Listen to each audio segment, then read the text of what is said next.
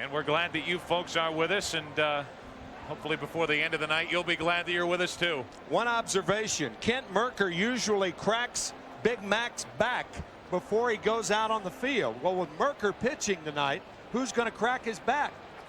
It's a good question. It may take several players to crack Mac's back. Usually takes more than one to lift that body off the turf. As we get ready for baseball here in St. Louis, Kent Mercker heads to work, and a look for you at the MCI starting lineup for the Chicago Cubs. Not just the starting lineup, but the role players in this drama that unfolds before us here tonight for the Cubs. Jim Riggleman has Lance Johnson in center, Jose Hernandez batting second at shortstop, Mark Grace hitting third at first base. We've already focused on McGwire. Don't forget, Sammy Sosa's only 3 home runs away from McGwire with 58. Glenn Allen Hill is in left field with Gary Gaetti, the former Cardinal, at third. Mickey Morandini at second. Scott Service is hitting eighth and catching and pitching. The man on the mound, Steve Traxel, will his name be indelibly marked in our memories after tonight's effort. The Cardinals defense, Mark McGwire, don't forget, an American League Gold Glove Award winner at first base with Oakland back in 1990. And the man to his right on the mound tonight for the Cardinals, left-hander, 30-year-old Kent Mercker. Take a look at Mercker's numbers on the season. Basically a 2 different fastball pitcher. He'll cut one in on the right-handers. He'll sink it away from the right-handers. His best pitch for my money is that straight changeup. Of course, he needs to set it up with those 2 fastballs I mentioned earlier. Very nice changeup with good arm speed that will fade down and away from the hitters. He'll mix in an occasional breaking ball. Very important for Mercker to keep the ball down in the game. Unless he's pitching to Sammy Sosa. As a matter of fact, either pitcher tonight, when they face Sosa and McGwire, you do not want to keep that ball down to them. A couple of golfers as hitters. Now, Mark McGwire, in fact, one year in high school, quit the game of baseball to play golf. And you wonder what might have been had he continued down that path. But the former pitcher in high school and at USC is now on the verge of becoming the heavyweight champion of baseball, the single season home run king.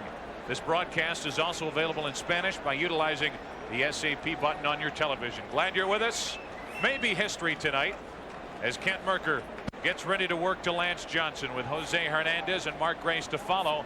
And the first pitch of the night is pop foul. Back and out of play for strike 1. The home plate umpire, Steve Ripley. He's the man in charge of calling balls and strikes tonight, with Larry Poncino at first, Mike Winters at second, Gary Darling at third. Bob, these guys have been here for the entire weekend, and now the next 2 days. That's not a bad assignment for the men in blue to come to St. Louis for this long 5-game stand. Well, we talked about how excited the players are to be involved in this thing. The fans that were able to get tickets to come out here to Busch Stadium tonight, and this is a big thrill for the umpires as well. 1 ball, 1 strike, and Johnson grounds it foul outside first for strike 2.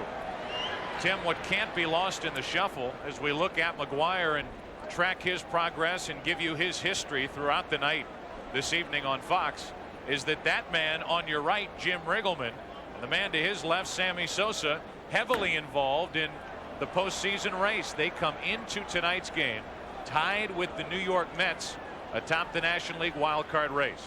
It would be a lot easier for some of Jim Riggleman's decisions if the Cubs were in the same position as the Cardinals out of the race. Johnson pops it into left center. Langford over to get it to his right. 1 up, 1 down for the Cubs in the first. Well, there are the standings with the Mets and Cubs with identical records of 80 and 64. And the Giants, Bob, a former Giant, they will not go away. And I think that's a credit to a guy who I think is one of the best, if not the best, managers in the game, and that's Dusty Baker. Oh, regardless of the adversity the Giants have faced this year, they're just hanging around in that wild card race. They got left-hander Sean Estes back last week. Figures to get 3 or 4 more starts down the stretch. You can't count the Giants out yet. A ball up and away to Jose Hernandez, the number 2 hitter in the lineup for Jim Riggleman. Cubs hoping to get Jeff Blauser back tomorrow. He's had a problem with his throwing elbow. They get Henry Rodriguez back. He's had a bad ankle. But right now, this evening's lineup is the same as we had here yesterday on Labor Day when Mark McGwire hit number 61. That misses from Mercker, and the count goes to 3-0. Tony La Russa came back to St. Louis from Tampa about 2 hours before game time, is my understanding. He attended the funeral of his mother, Oliva, today. And his dad was okay, his 88-year-old father, and Tony back in the dugout. He left after yesterday afternoon's game against the Cubs. And obviously our condolences to the La Russa family. Here is Mark Grace with 1 on, 1 out. And evidently they announced the wrong hitter as Grace got in. I think they may have said Sosa. He got out. They say it is Mark Grace at the plate, so he gets a smile, and so does Jim Riggleman. We've talked about Sosa and McGwire and what fun they're having with this home run chase. Mark Grace in batting practice today took his first round, happened to hit one ball into bleachers in right field, and ran around the bases in batting practice, tipping his cap to the fans. They gave him a good-natured round of applause. Everybody's getting into it. 1 on, 1 out. 1 ball, 1 strike. Well, Mark Grace, Tim, yesterday when McGwire went and hit number 61 before Mark got away from him, gave him a high five as McGwire went around first base. Gave him a little bash, and that's dangerous to bash with that guy. 1-1, and Grace takes a pitch in the dirt away from Marrero and back into the on-deck circle. That'll send Hernandez down to second on what will be a wild pitch.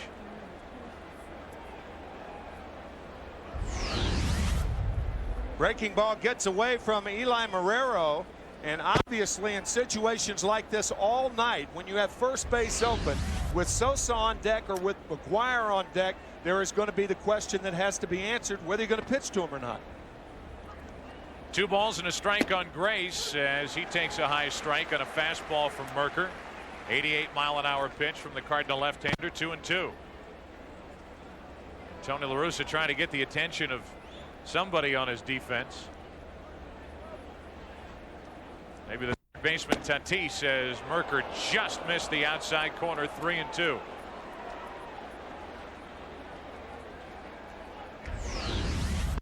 Close pitch. Mark Grace, one of the better eyes in all of baseball.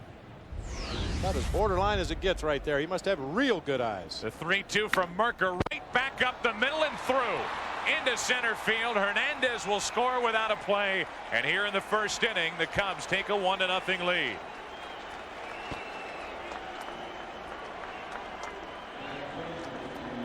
So with Grace at first and 1 out, it brings in Sammy Sosa, and so much has been made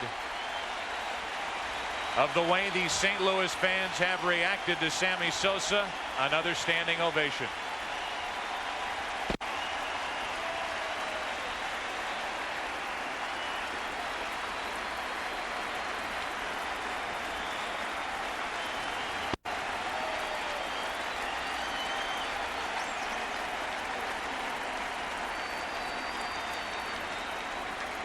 Sosa yesterday, when he got that in his first at bat, tipped his helmet to the crowd here and was quoted as saying he was very touched as the flashbulbs pop. Wow. It misses outside for ball 1 to Sosa. Pat Piper, the public address announcer for years at Wrigley Field, used to exhort to the Wrigley faithful to get your pencils and scorecards ready before the game. Sosa fouls it back 1-1. Tonight, it's get your flash bulbs ready before the game. Get ready to snap away. Sammy Sosa, as we showed you. Anyway, maybe we'll get a look at all these flashbulbs popping around the ballpark. Sosa comes up empty. I mean, it's to the point where it's got to be somewhat distracting. Absolutely. You would think so, yeah. Here's what Joe's been talking about. The flashbulbs start even before Merker begins his delivery, and as the pitch nears home plate, they all fire off those cameras at the same time. A ball and 2 strikes. Sosa takes it up and in. This kind of reminds me of growing up back in the Midwest. You know, a warm summer evening out in the middle of a field and all the lightning bugs flashing all around you. I thought you were going to say growing up in the 60s. Oh. Seeing all those flashes. Here's the 2-2 pitch. Ground ball, base hit left field. To the left of Tatis. Sosa's aboard. He had a hit here yesterday, and he's on with a base hit here in the first inning, and now McGwire and Sosa are near each other as they were yesterday and as they were for our pregame conversation. There is absolutely no phoniness. No. with regard to these two and how much they respect one another, because they're going through something that they could probably never fully explain to anybody who hasn't lived through it. And aren't too many people that have lived through it. 2 on, 1 out, and Glenn Allen Hill takes a pitch low. And even fewer people that could handle it the way these two have. That's right.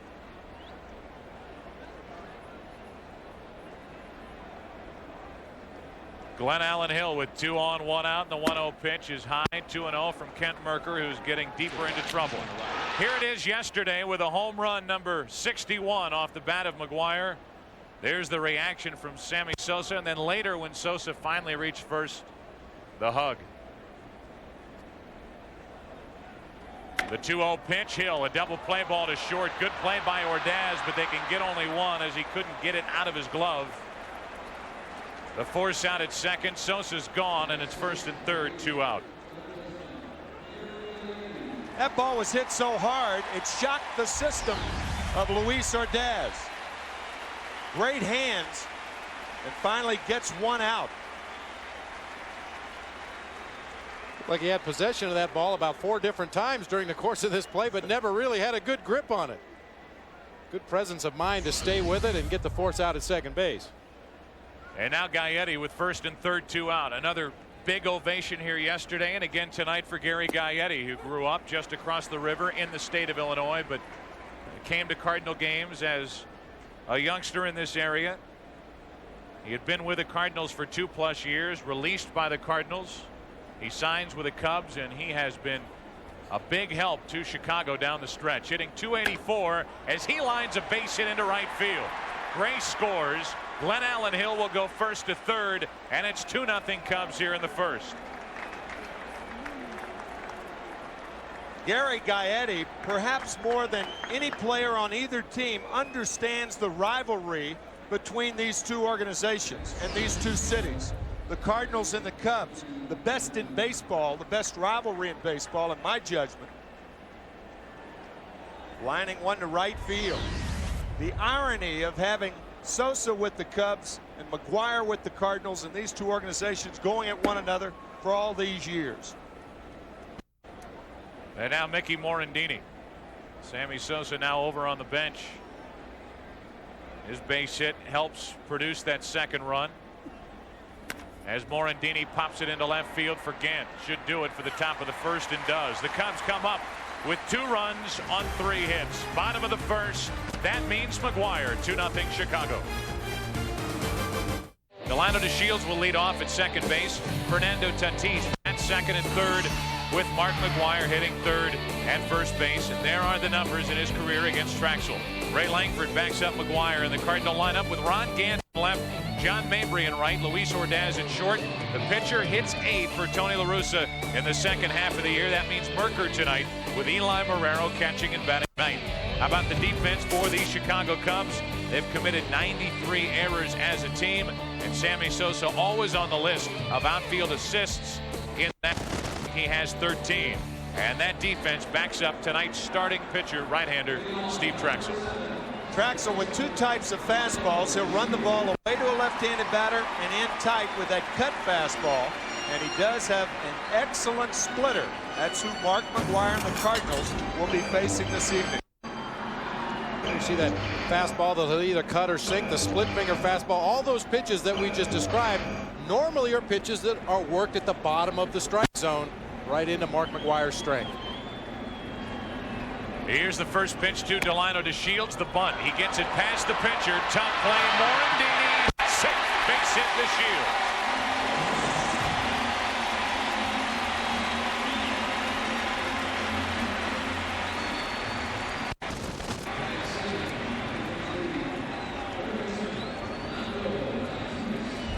Perfectly executed bunt by Delano DeShields. All he has to do is get it by the pitcher. You can see from the arc on that ball, it has backspin.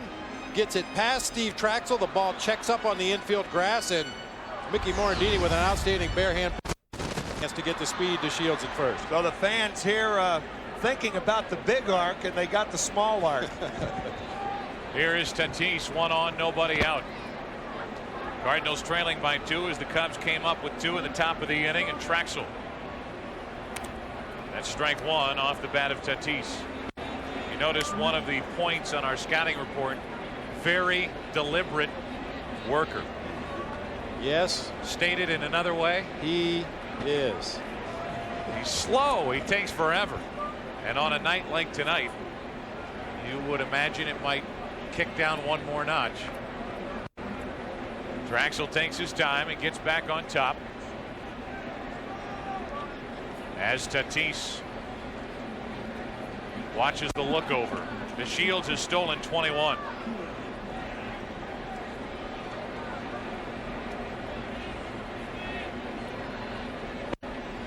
Here's the 0-1. 1 ball, 1 strike from Traxel. I was talking to Scott Service, who also caught yesterday's game, and he said when McGwire was on deck before he came up the first time, he looked over to the on-deck circle, and he said, I have never seen a guy on deck look as focused as Mark McGwire did yesterday.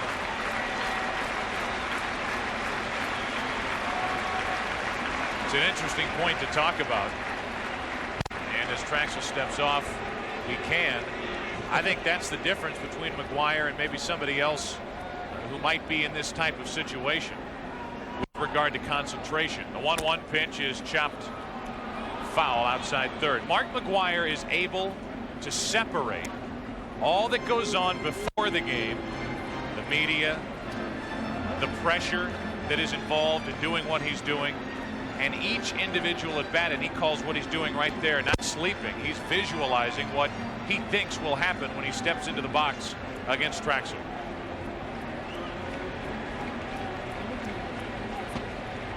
A little catnap in the on-deck circle never hurt anybody anyway. You can sleep standing up. Like horses do. 1 on, nobody out, and a ball, and 2 strike count on Fernando Tatis. Check on the runner, they got him. DeShields picked off first by Traxel. So DeShields is gone as Traxel caught him catching a quick nap standing over at first. We should have said he's a very deliberate worker until he goes to first. Then he's got quick feet, and that gets to Lino DeShields. An argument from Tony La Russa. Now, the entire Cubs pitching staff throughout the season has been accused of using that balk move, particularly the right-handed pitchers, buckling that left knee, the front knee first, and then spinning to throw to first base. And it certainly appeared that that's what Traxel did and got away with one. The right-handed pitchers use that move, taught to them by Phil Reagan, who used to be the Vulture in Los Angeles. That was his nickname as a short reliever. Don Drysdale worked it about as well as anybody I ever saw. Now breaking ball, strikes out Tatis, 2 out, nobody on, with Mark McGwire walking to the plate in the first.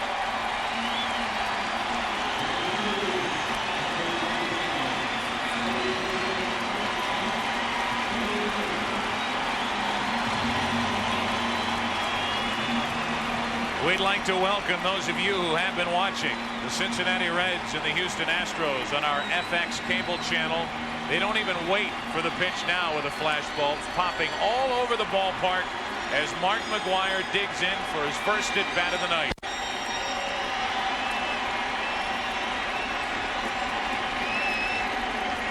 Sitting on 61 home runs.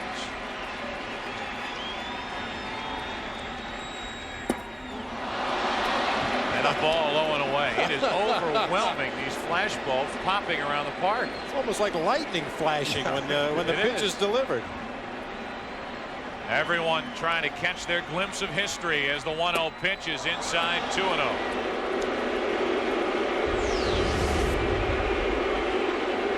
The Roger Maris family watching.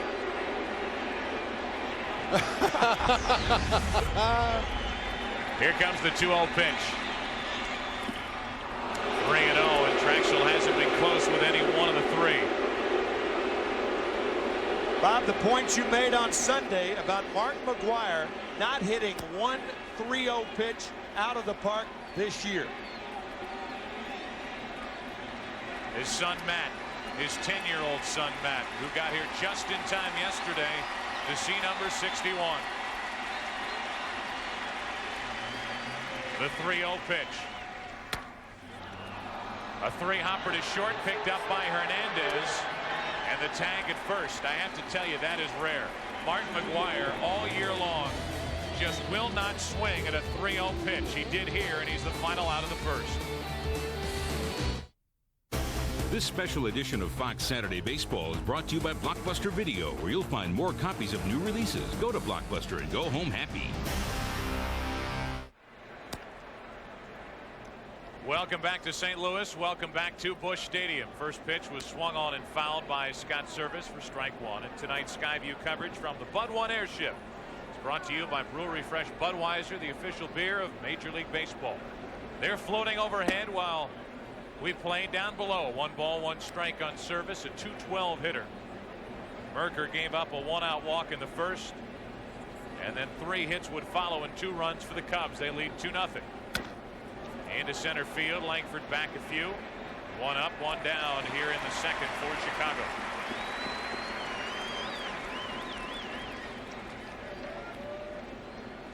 So Service is gone, and the batter will be the pitcher, Steve Traxel. Traxel, a very good hitter, as you can see from those numbers. Tony La Russa puts his pitcher in the 8th spot. Steve Traxel's a guy that could probably hit higher in the order as well. Well, for all of those baseball fans who wondered at times, why does the pitcher always have to hit 9th? I mean, sometimes he might be a more dangerous hitter than a guy hitting higher in the lineup. Tony La Russa has taken that to the extreme in the second half of the year. If your pitcher's a more dangerous hitter than a guy hitting up in the lineup, get rid of the guy hitting up in the lineup. Absolutely. Traxel with a 1 ball, 1 strike count. 1 out, nobody on, and up and away. You know, predominantly it's been the catcher hitting in the number 9 spot. So I ask you to, Bob. Yes. Here's the 2-1 to Traxel, and caught the zone 2-2. I asked the 2 guys below my name there, what would you think if you came to the park and saw your name in the number 9 spot? Still 2-2, which gives us plenty of time to talk about. I'll tell you what I would think. I would think that how lucky I was being in the American League. I spent a short time in the American League, and I became very familiar with that number 9 hole. And let me tell you this, batting 9th is better than batting 10th. That's right. Traxel flies to center for Langford. And the first 2 are gone here in the second inning.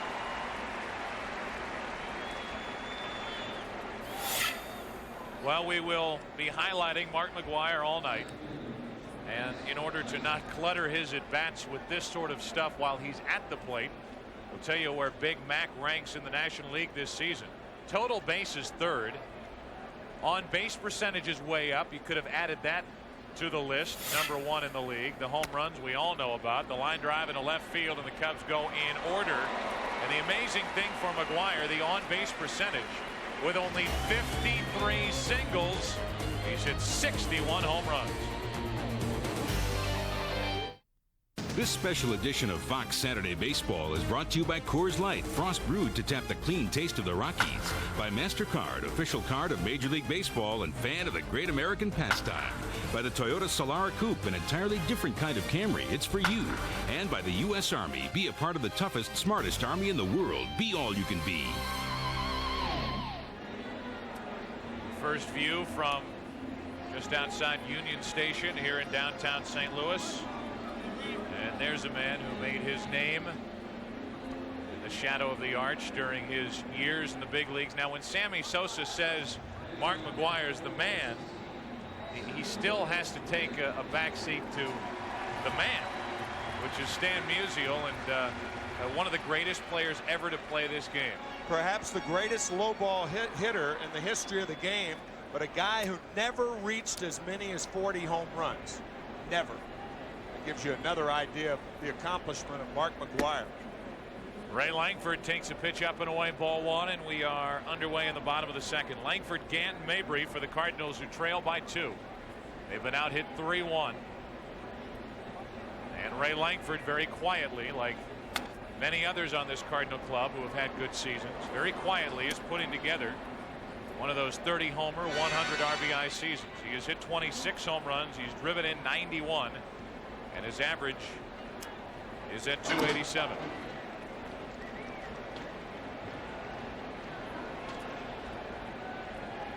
was thinking on my way down to the ballpark today about McGwire, what I could ask, what I shouldn't ask.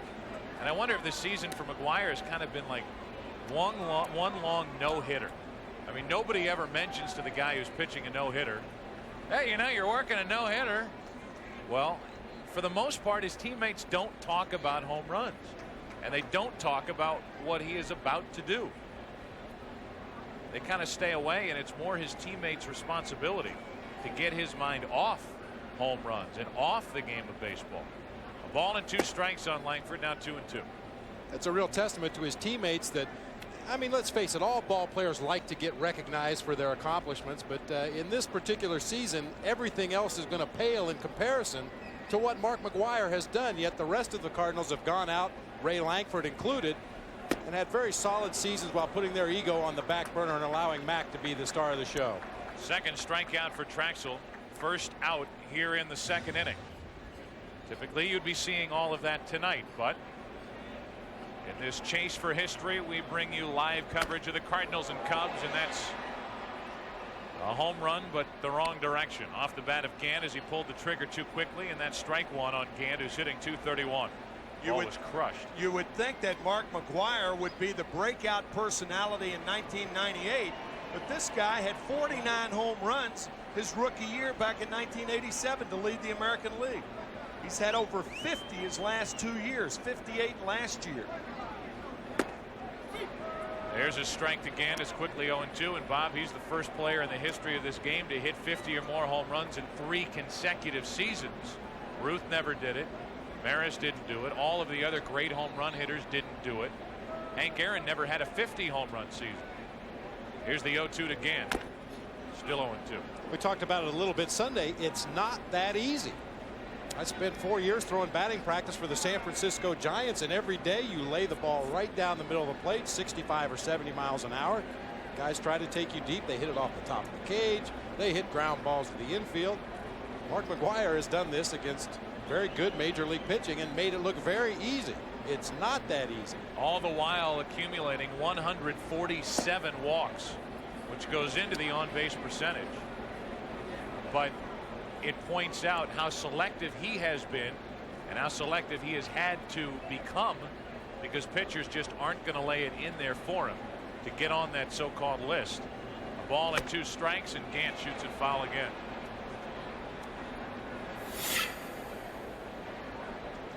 (1987 to 1995). Mark McGwire has certainly improved with age. Look at the home runs in the last 3 years. He has averaged 57, 96, 97, 98. A ball and 2 strikes on Gant, and that's the opposite way into right for Sosa. For the Cardinals, 2 up and 2 down. You consider what he did last year. As we continue down our McGwire path, Mabry walks in. Last year, Mark McGwire ends up with 58 home runs. And toward the last part of the season, the last 2 months, he gets traded to a new league with different pitchers he's never seen, different ballparks, different setting, and he hits 24 home runs as opposed to the 34 he hit to start the season in the American League. He ends up with 58. Without even knowing the pitchers in the National League.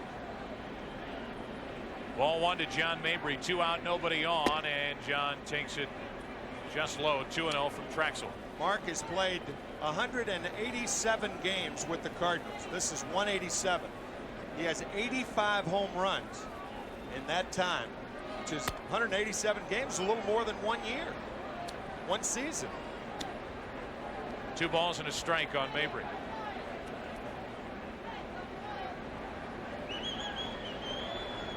Langford struck out. Gant flied to right. Traxel behind on the count. Brings in the 2-1. 2-2. We mentioned during the weekend John Mabry has had a couple of occasions to slip into the Cardinal lineup and fill in for Mark McGwire at first base. That has happened on the road, mind you, but those fans in other cities, in other ballparks, have flooded that team's front office with complaints. Here's a fly ball to center. This is what Mabry can do. Hit it 400 feet into dead center, and who's waiting for it on the run? Lance Johnson. Back after this from your local Fox station. Ken Merker back to work as the Cubs will bat here in the third inning with Hernandez, Grace, and Sosa due up. Cubs out in front 2-0, and a ball low from Merker. Hernandez drew a walk, which started the uprising for the Cubs in the first inning. And he pops it up here on the infield for McGwire.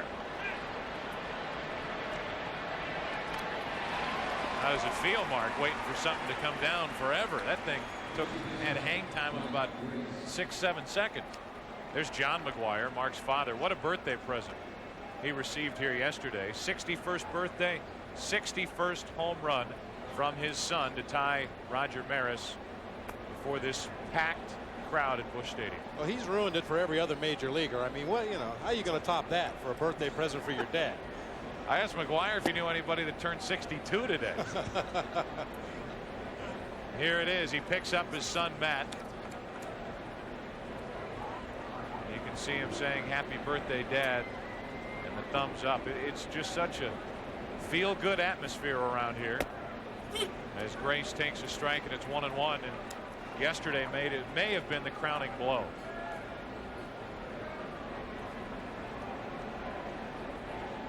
The 1-1 pitch to Grace the opposite way, and Mark Grace is 2 for 2. 2 hops to Gant, and there's a man on with Sammy Sosa walking to the plate. What Mark Grace has been so good at for so many years, serving that ball into left field. And here's Sosa. Not only a feel-good attitude in this ballpark, Joe and Bob, but this game is being broadcast to 100 countries. And I'll guarantee you one of those countries, the Dominican Republic. Right in the southeastern corner is a little town, San Pedro de Macorís, that has produced more major league players than any other city per capita in the world. And Sosa's one of them. And you are looking at a man at the plate that truly is the ambassador to the United States from the Dominican Republic. Absolutely. The Dominican Republic could not be more well represented. And then by Sammy Sosa. The force out at second, and got them both. An inning-ending 5-4-3 double play. Sosa has a single. He's now 1 for 2, and we move to the bottom of the third. Bottom of the order coming up.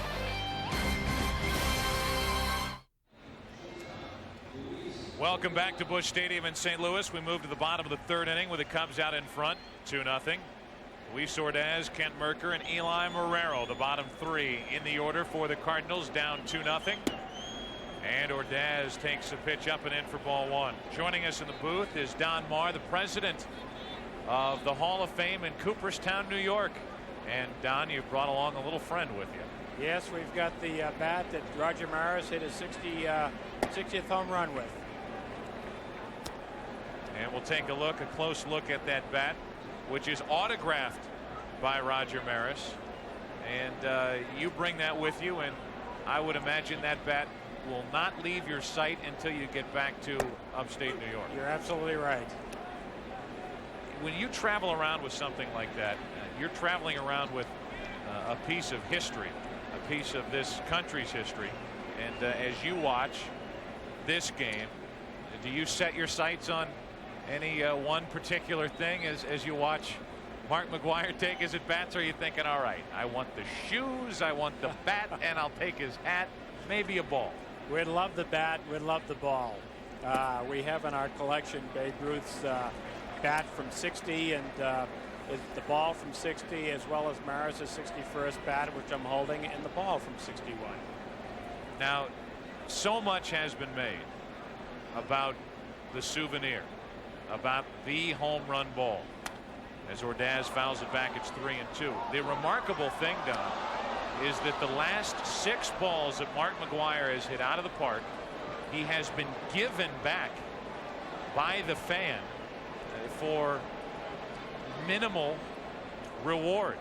If it's a signed jersey, it might be signed bat, it might be whatever, but he has had to get very little going the other way as Ordaz pops it up on the infield. He has not seen these baseballs held out for ransom. But Don, you couldn't begrudge somebody who, if they came up with the ball, would hold it out for a little money, would you? Absolutely not, but I think it's very refreshing to see what the baseball fans have been doing. They respect Mark and what he's accomplished so much that they've returned those balls to him. And it's great because the baseball players have been Hall of Fame's greatest fans. They've been very generous, and obviously it bodes well for the Hall of Fame when those balls are returned to Mark. Here's Ken Merker, and that's strike one. What about the anonymous donor who is giving $1 million for that ball? What if you're, for instance, a fan out there and you're making $20,000, $25,000 a year, and this thing will give you $1 million in your pocket? Will the Hall of Fame replace that $1 million? I'm afraid we would not be able to do that. But I couldn't begrudge the fan. Well, Don Marr, we thank you for coming. Your presence has meant a lot to, I know, the Maris family. We saw them the other day holding the bat up. What was their reaction when you showed them the bat? Well, they loved seeing it again. They had seen it, of course, for been in the family for many years. Roger contributed to the Baseball Hall of Fame in 1973, but it was fitting for them to revisit the bat this weekend. I think one of the fun things about looking at this bat, there's still pine tar on it, about the widths of Roger's hands are still pine tar, old pine tar, obviously 37 years old.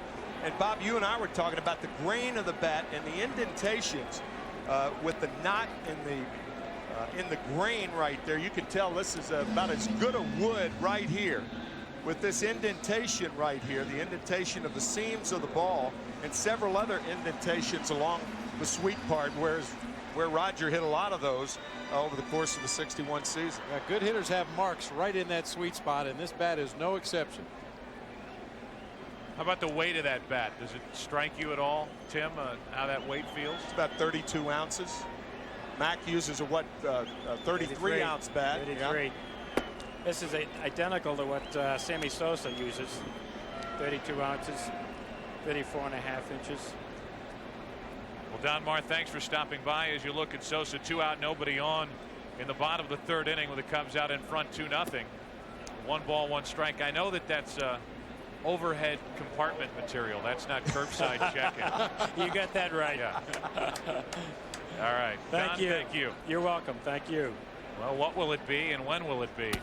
As Marrero gets into one to left field, but Hill is back to get it, and the Cardinals go in order again. Traxel face the minimum. We go to the 4th inning, and the Cubs are out in front by 2. Into the 4th inning here in St. Louis. Down below, a packed house. Yesterday, over 50,000 in attendance, standing room only crowd. And it is history in the making, maybe. This home run watch continues. It is right at the top of the hour, 8 o'clock.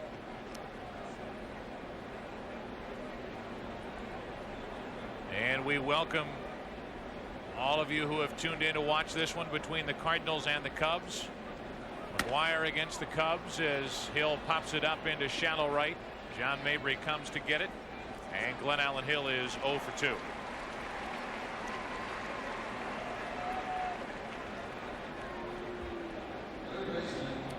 That'll bring in Gary Gaetti, who had an RBI single back in the first inning to make it a 2-0 Chicago lead.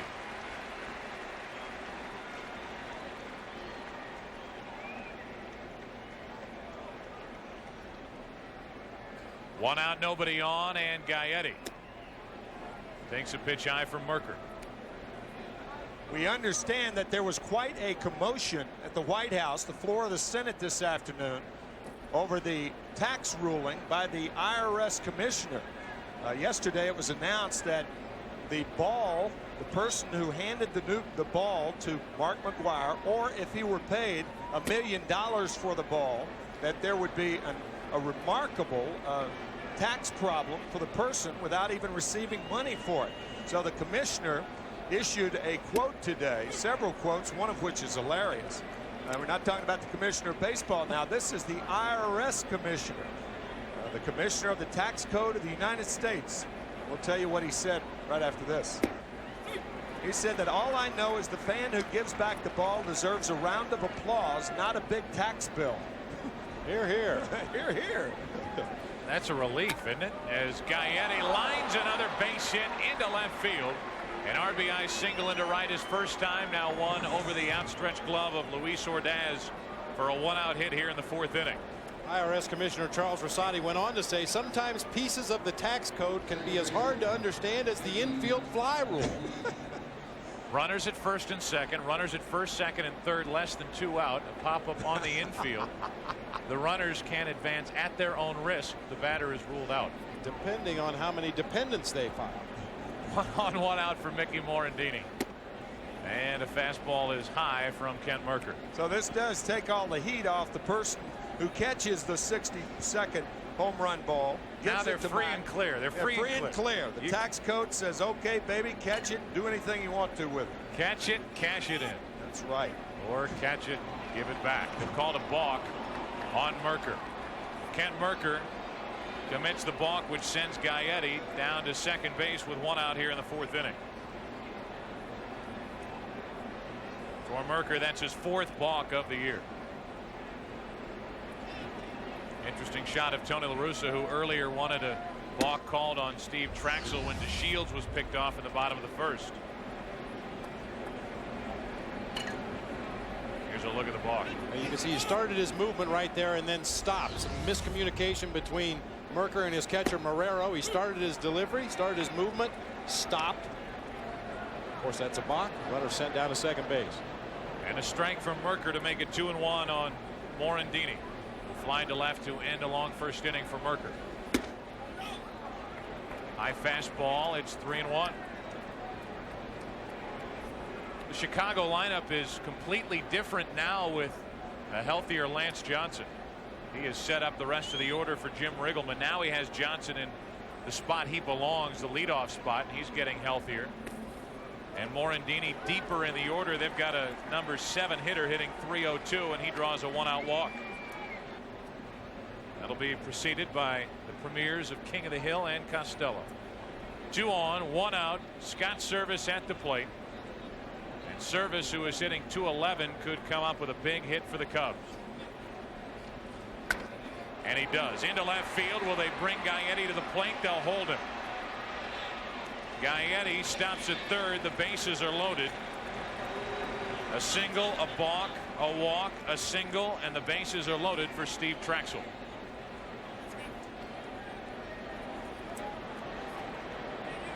Yeah, perhaps a different pitcher in the number 9 spot. Tom Gamboa, the third base coach, maybe takes a gamble, tries to send Gaetti, but as we mentioned, Traxel handles that bat pretty well. He can represent himself up there at the plate.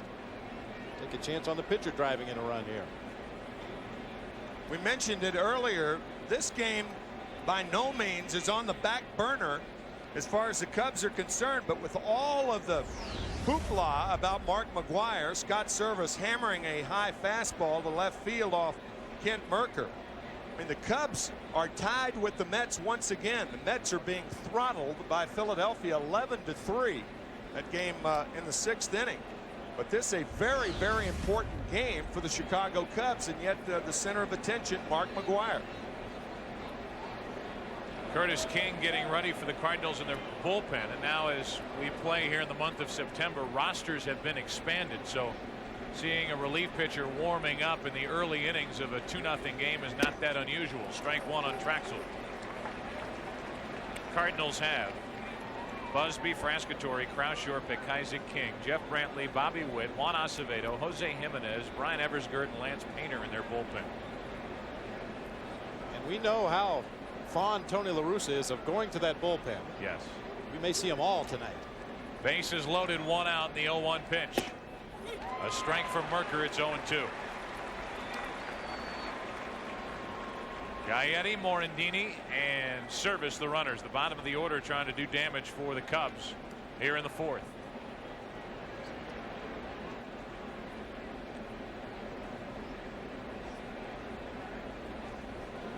No balls, 2 strikes, and Traxel, a little bloop pop-up foul, backing out of play. Still 0-2. Really, this game has a really odd feel to it. It does. Strange. For guys who cover games and watch games day after day, even in a game like this, and many Cub fans here in the ballpark, it is awful quiet. Everybody anticipating the next Mark McGwire at bat. But right now the Cubs hoping to cash in on a fourth inning opportunity. Traxel fouls it out of play again.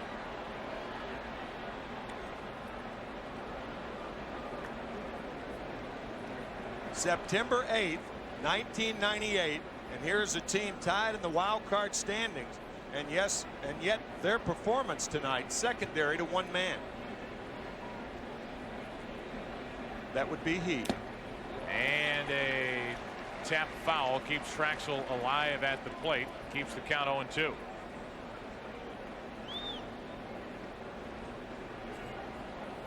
Made mention of it on Saturday that Mark McGwire has really taken a team sport and at least lately turned it into an individual game, to the point where everything swirls around McGwire. Meanwhile, there's a game going on. 0-2, the count on Traxel, and Merker steps off. And you would think that because Mark McGwire has hit 61 home runs, that all of baseball at home runs are up. But that is simply not the case. Sammy Sosa with 58. McGwire with 61. That rides Traxel off the plate, 1-2.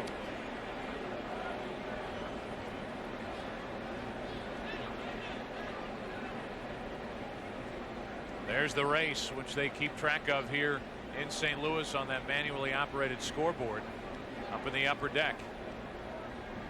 Here's the 1-2 pitch.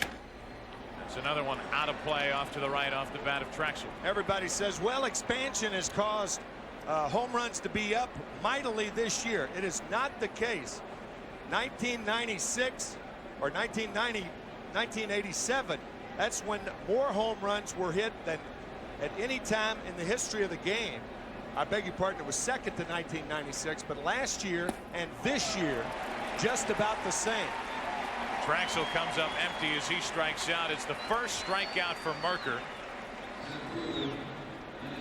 And this turns into a bases loaded 2-out situation for Chicago. And brings in Lance Johnson, who has to face the left-hander Merker. Johnson is 0 for 2.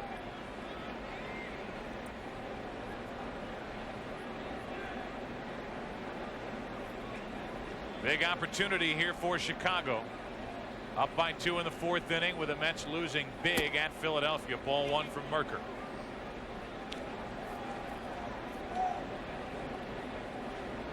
It's been a long road back this season for Lance Johnson. Finally getting healthy with that hand. The numbers have gone up. 2-0 from Merker. And as you would expect from Lance Johnson, he normally works deep in the count, forces that opposing pitcher to throw a lot of pitches. Merker missing up high in the zone. Lance Johnson may even take in this at bat until he gets to a strike. Bases loaded, 2 out, and there's a strike for Merker, 2-1. The career numbers 1 grand slam for Johnson. His numbers with the bases loaded in his long career. Former property of the St. Louis Cardinals. The 2-1 ripped into right field. Mabry on the move, back to get it to end the inning. Well hit, hard hit deep, and Mabry was there to pull it in for the Cardinals. McGwire hits third in the bottom of the fourth. This special edition of Fox Saturday Baseball is brought to you by Frost Brewed Coors Light, who reminds you the 3 most important words are, hey, beer, man. The Bud 1 airship flying overhead, providing our aerial pictures this evening. As Delino DeShields leads off, bottom of the fourth inning, top of the order for the Cardinals, which includes McGwire, and he takes a strike.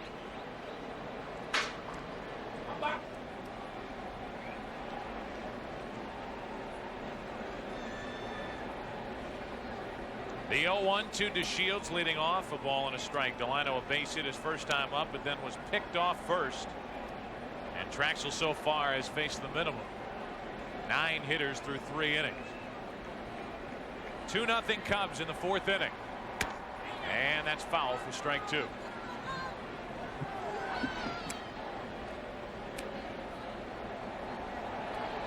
concentration, the visualization you were talking about earlier, Joe, trying to picture the pitches he will see from Steve Traxel, various locations.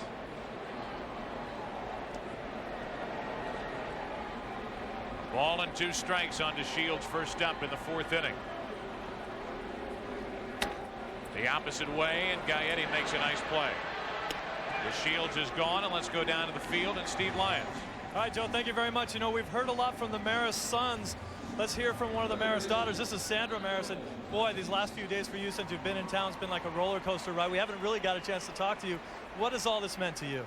I'll tell you that seeing the crowd the way it is and all the fans behind Mark has just been tremendous. It'd be neat to be able to see what Dad went through, and it's nice to be here and kind of get that feeling. Yeah, I wanted to talk to Richard again. Richard, we've talked to you a lot about how you would feel up until this point. You've had a lot of time to think about how you'd feel if the record gets broken tonight or the next few nights. Do you think you'll change the way you've been thinking? Well, yeah, I mean, at this point, I mean, I'm excited for him. I'd like to see him do it tonight. It's not for just Mark, but for the city of St. Louis. I mean, he's a great baseball fan. It's been fun to see. All right, you know, of course, Roger carried his career with dignity and class just the way these guys have. Let's send it back to you guys up in the booth. All right, Steve, thank you, and thank you to Richard. Sandra, 1 ball, 1 strike on Tatis, and the fastball from Traxel makes it 1-2. Richard had an excellent point. If Mark McGwire doesn't do it tonight, the Cardinals go on a 5-game road trip to Cincinnati and to Houston. Chances are pretty good that he's going to hit one in one of those 5 games, if not tonight. Well, everybody has thrown this big party, and here comes the man of the hour, Mark McGwire, who is 0 for 1 tonight, his second at bat here in the 4th.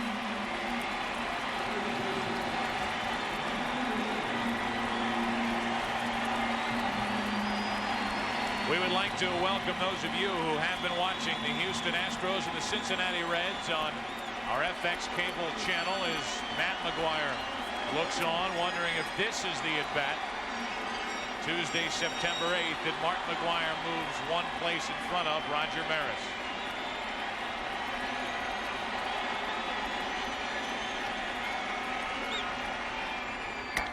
Down the left field line, is it enough? Gone! There it is! 62! Touch first, Mark. You are the new single-season home run king.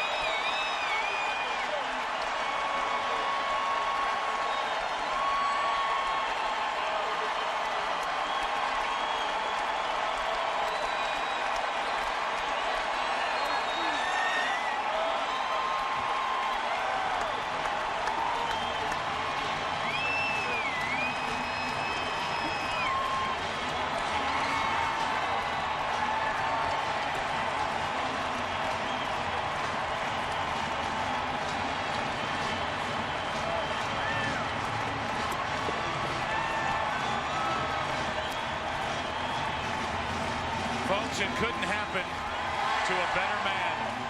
And you will always know where you were at 8:18 p.m. Central Time, September 8th, 1998.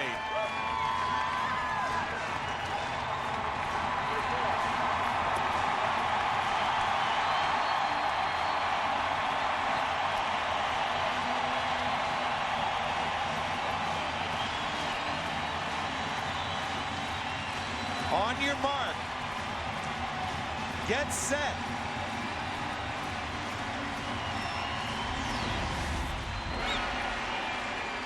Bang.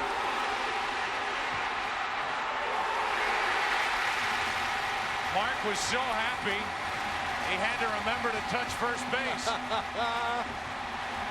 I'm not sure if his feet were touching the ground at that point.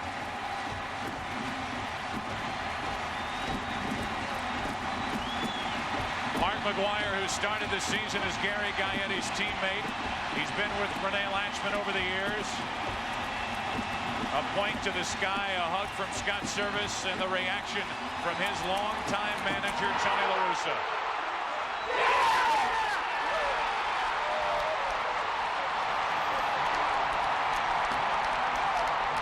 Now to the Maris family.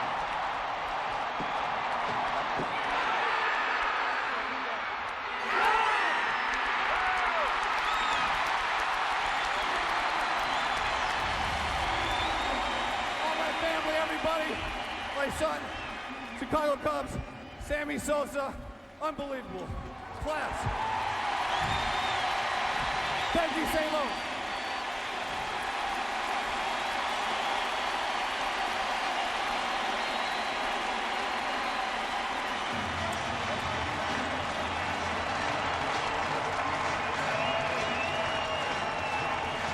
Well, we asked Mark McGwire before the game if he thought someplace there was a script written, and tonight was the night. And guys, a little sheepish smile crept onto his face.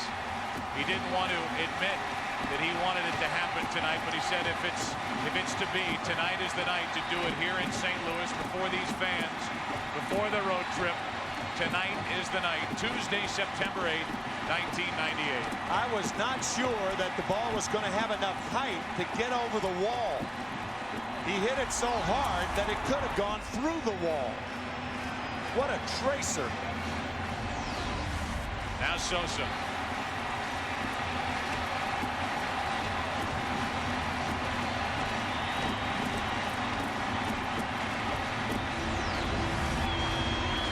People cannot begin to imagine what those two have been through in 1998.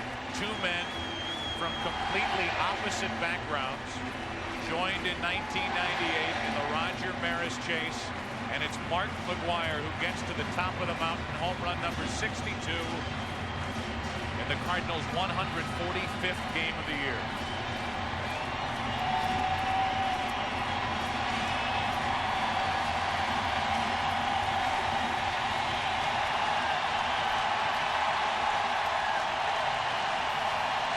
One of the interesting things about that home run is no fan had a chance to catch it because the ball wasn't hit up into the stands. It was hit into that area below the stands. One more look at the swing of Mark McGwire. Low fastball driven on a line.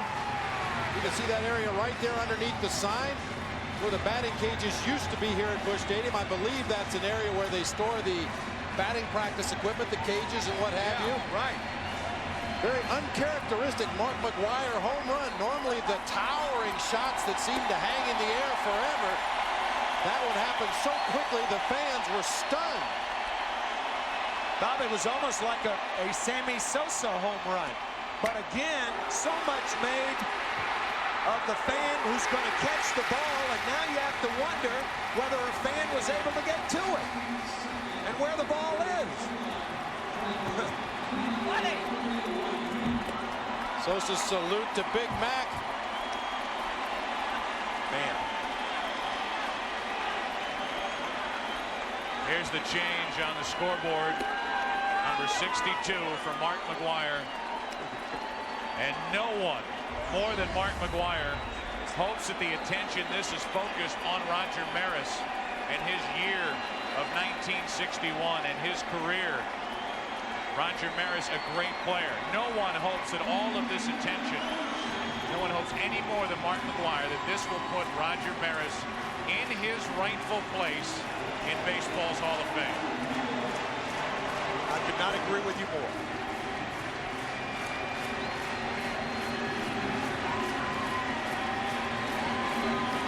Major League Baseball had said that they did not want to, if Mark McGwire hit the home run, stop the game midstream, but we're finding out, Bob Brenly, that was an unrealistic expectation. It's impossible. The best laid plans of all, you know, you've heard that saying before. I mean, the emotion of the moment was entirely too much. I mean, how are you going to tell the all-time single-season home run leader, don't go over and hug the Marises? We got to keep the game moving. It's his show. Let him do what he wants. Mark McGwire with that heart pounding at the end of the dugout. And the Macometer surfaces 62 and counting. You had a quick shot of John McGwire. Mark's father, his parents have been here tracking this over the past couple of days. There's John right in the middle on your left with a Cardinal hat on. And I said it as he came to the plate, guys. It seems like you throw this man a party night after night after night, and he delivers seemingly every time out. What an honor. History made here tonight. St. Louis, Missouri at Busch Stadium. There is your new single-season home run champion, 62 and counting.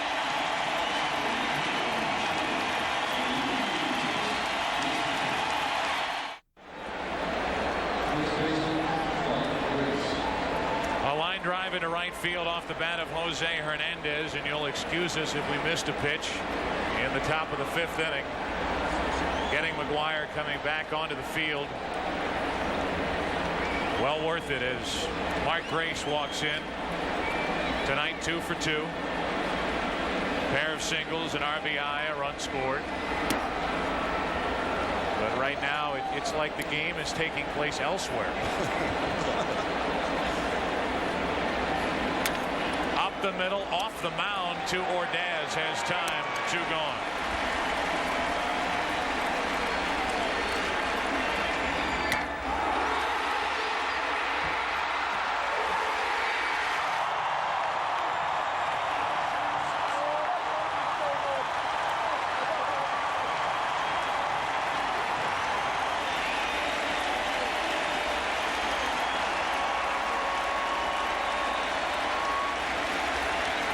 McGwire in this 1998 season, as Sosa rips it foul, has said just about all the right things, and he is a modern athlete who respects the game and respects his predecessors, and what he showed us all and the Maris family with those hugs over there are lasting memories that will not go away. Now this crowd gets into it for Sammy Sosa.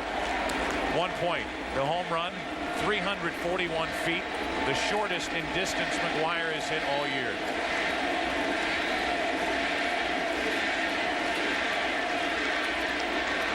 Two balls and a strike. But if you figure the distance between St. Louis and Cooperstown, it becomes the longest one he's hit.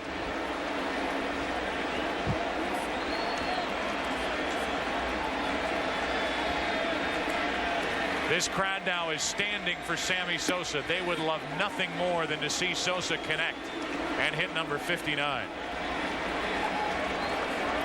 These two have come together in 1998, and Cardinal and Cub fans are together right now rooting for Sosa. That's a switch. It is. For Cardinal and Cub fans to be together on anything. But the one thing the rivalry has always been is very respectful Absolutely. of the other team and the other fan. The 3-2 pitch to Sosa, a 2-out walk, and the crowd, Cardinal fans mainly, booing Merker as he issues the 2-out walk. One would think that now that Mark McGwire is relaxed, that he could go on and hit maybe 15 more home runs. And the same could be said for Sammy Sosa. It's very possible that Sosa could end up with more home runs than Mark McGwire this year. Glenn Allen Hill, strike one. That's one theory that you hear, that, okay, now McGwire's broken the record. Sammy Sosa's still involved in a heated pennant race in the wild card chase, and there is some danger in McGwire relaxing. Sure. He could go one way or the other. Sure. He could go off, or he could fall off in the home run pace, and Sosa could pass him by, but time will tell about that. 1 on, 2 out, strike 2 to Glenn Allen Hill. Meanwhile, it's a 2-1 game, Bob. It is. 5th inning. Cubs out in front by a run, and they have a man at first and 2 out.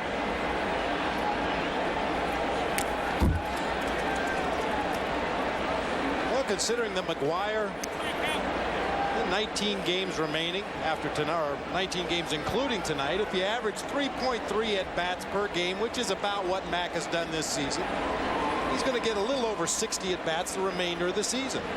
He's hit 13 in his last 63 at bats, so it's conceivable he might hit 75. Glenn Allen Hill a full swing, but he's jammed, and Ordaz back to get it to end the inning. So a 2-out walk to Sosa. He is left on. We will have lots more tonight. Halfway through this one, a night that history is made in St. Louis. 2-1 Chicago. Cardinals baseball on Fox Sports Midwest is brought to you in part by Hoover. Nobody gets the dirt like Hoover. Nobody. By Dobbs Tire and Auto Centers. If you depend on your car, depend on Dobbs. And by Steak and Shake. Extra innings. We're open 24 hours. Steak and Shake, famous for steak burgers.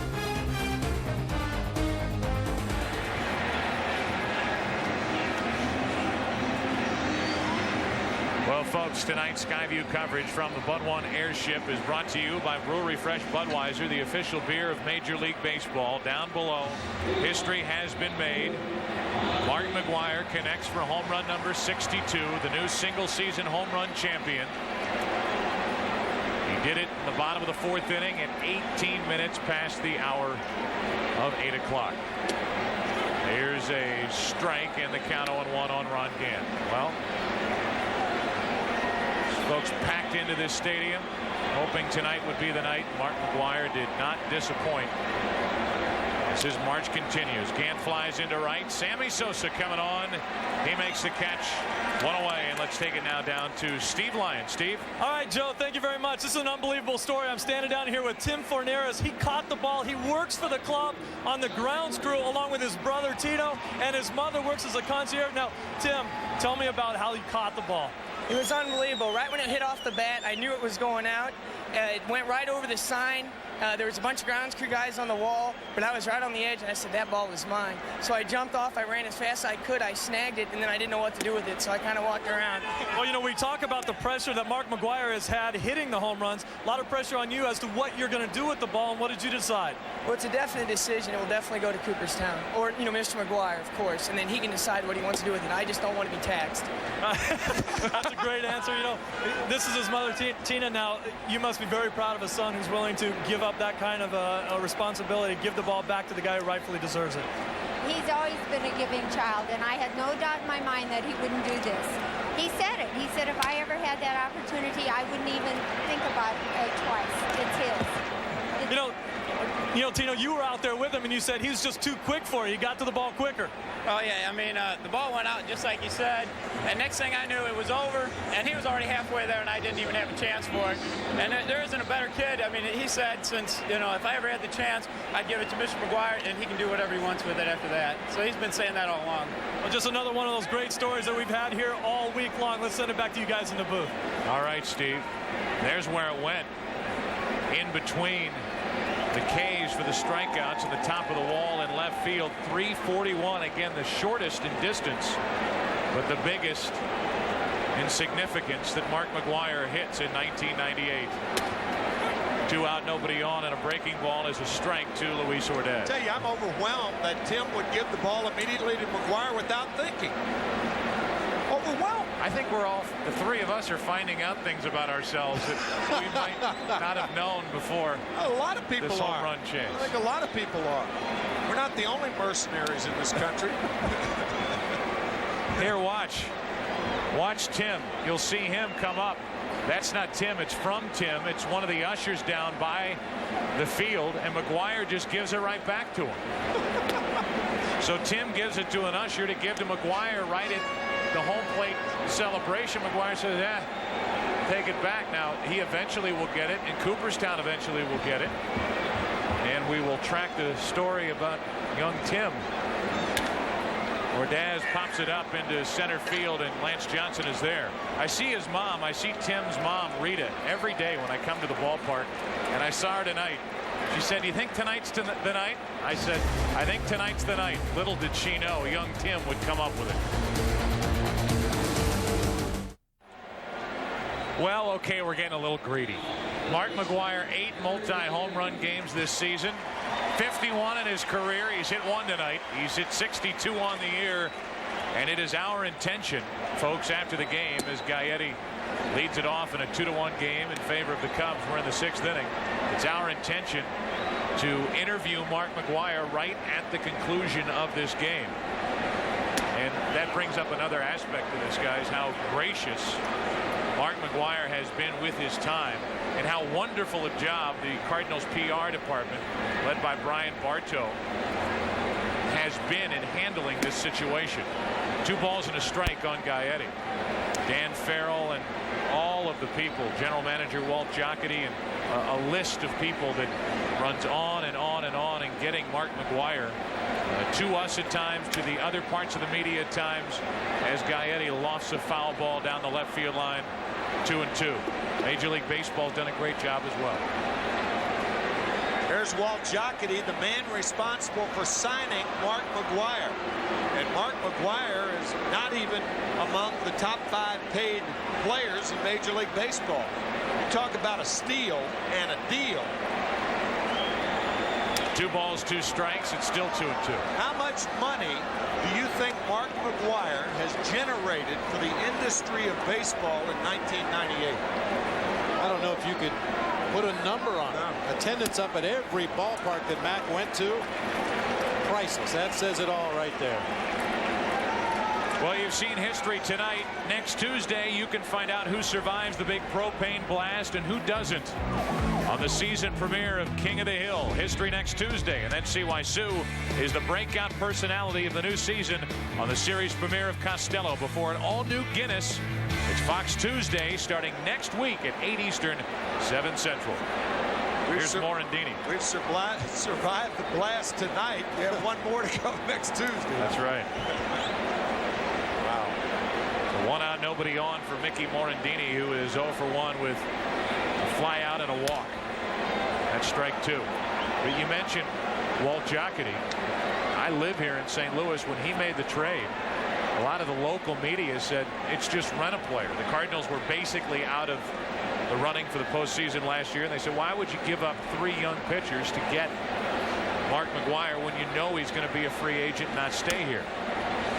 Well before the end of the season, Mark McGwire gave everybody here in St. Louis and really throughout the Midwest an early Christmas present when he said he would stay here, sign for less money, deferred a lot of money, then made the announcement he would donate $1 million a year to charity for abused children. And it fell out of the sky from nowhere, and here he is, Mark McGwire, who probably will end his career in a Cardinal uniform, and look what he's done in 1998. Acquired by the St. Louis Cardinals in a trade with the Oakland Athletics for pitchers T.J. Matthews, Eric Ludwig, and Blake Stein on July 31st, 1997. And how good must those 3 guys feel right now to have been traded for Mark McGwire? T.J. Matthews, who grew up right across the river, was heartbroken when he was traded away from the Cardinals. Very good young right-hander pitching out in Oakland. Blake Stein looks like he's going to be a good starter. And Eric Ludwig is no longer with the Oakland A's. He is now pitching for Jim Leyland and the world champion, lest we forget, Florida Marlins. A little fly ball into center. 1 hop picked up by Langford off the bat of Service, a 2-out single.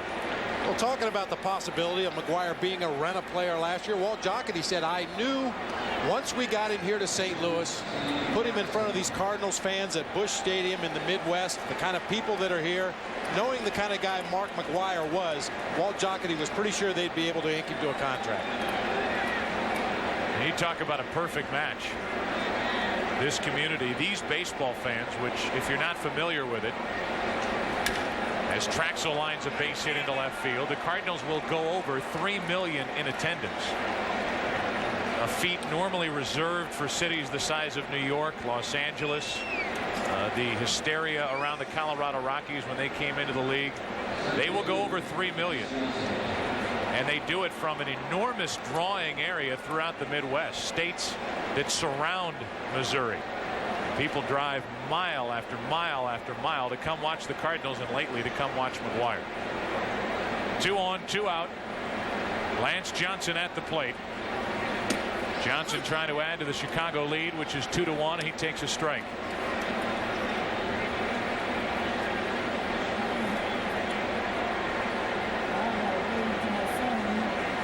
Back-to-back 2-out hits, and now Johnson to the right side. Good play by DeShields to his left, and the inning is over. No runs, 2 hits, 2 left, 8 left tonight for the Cubs. Another look at number 62, 341 feet later. That man's your new single-season home run champion.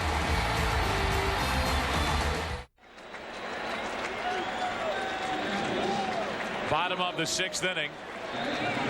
And wow, what a night for Cardinal fans. Not only do you catch a guy who is going to end up in the Hall of Fame, but you see the major league debut at the plate right now of J.D. Drew,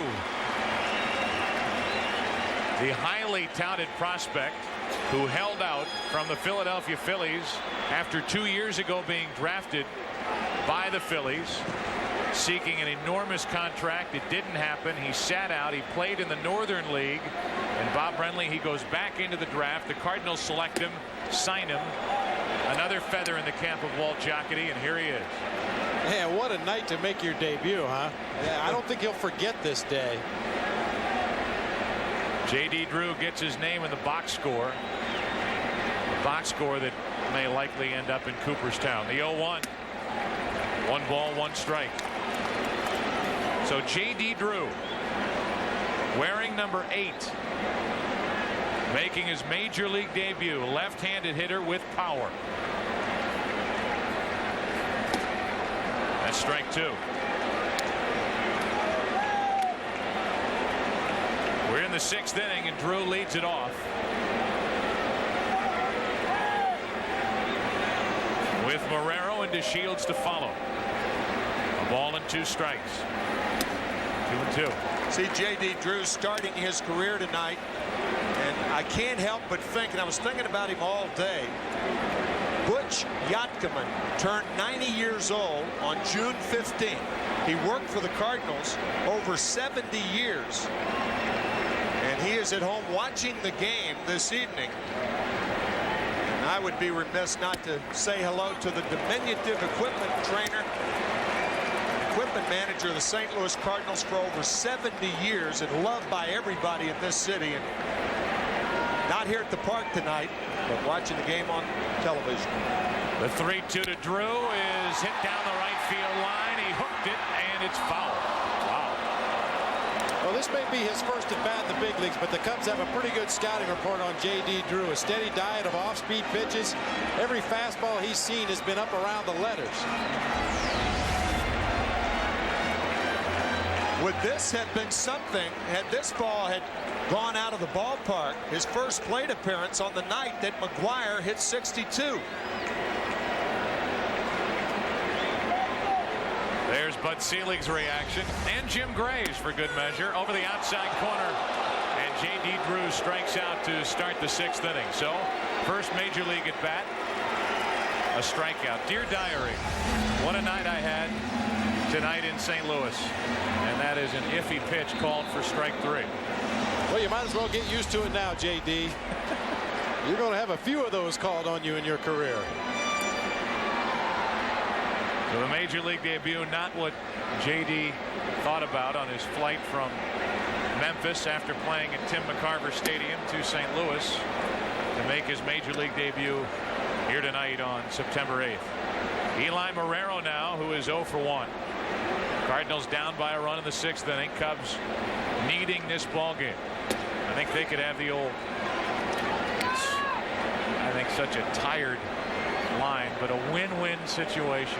You see history and you get a victory as the Mets are just getting pummeled in Philadelphia 16-3 in the 8th inning, and the win tonight would put the Cubs back a game out in front in the wild card race. San Francisco Giants will play at San Diego later on this evening. The Giants are 2 games behind both the Mets and the Cubs entering tonight's play. 2 balls and a strike, now 3-1. We talked about the rivalry here and in Chicago between these two, but I will guarantee you the majority of Cardinal fans have seen what they wanted to see in 1998, and they'd be more than happy to see the Cubs in the postseason. The Cardinals, by the way, have been mathematically eliminated at this point. 3-2, the count on Marrero. I think a big tip of the cap to Steve Traxel for being able to maintain his composure throughout the hugs and the salutations from Mark McGwire. The 10-minute delay, he's come back to retire, well, 5 in a row at that point. He walks Marrero here.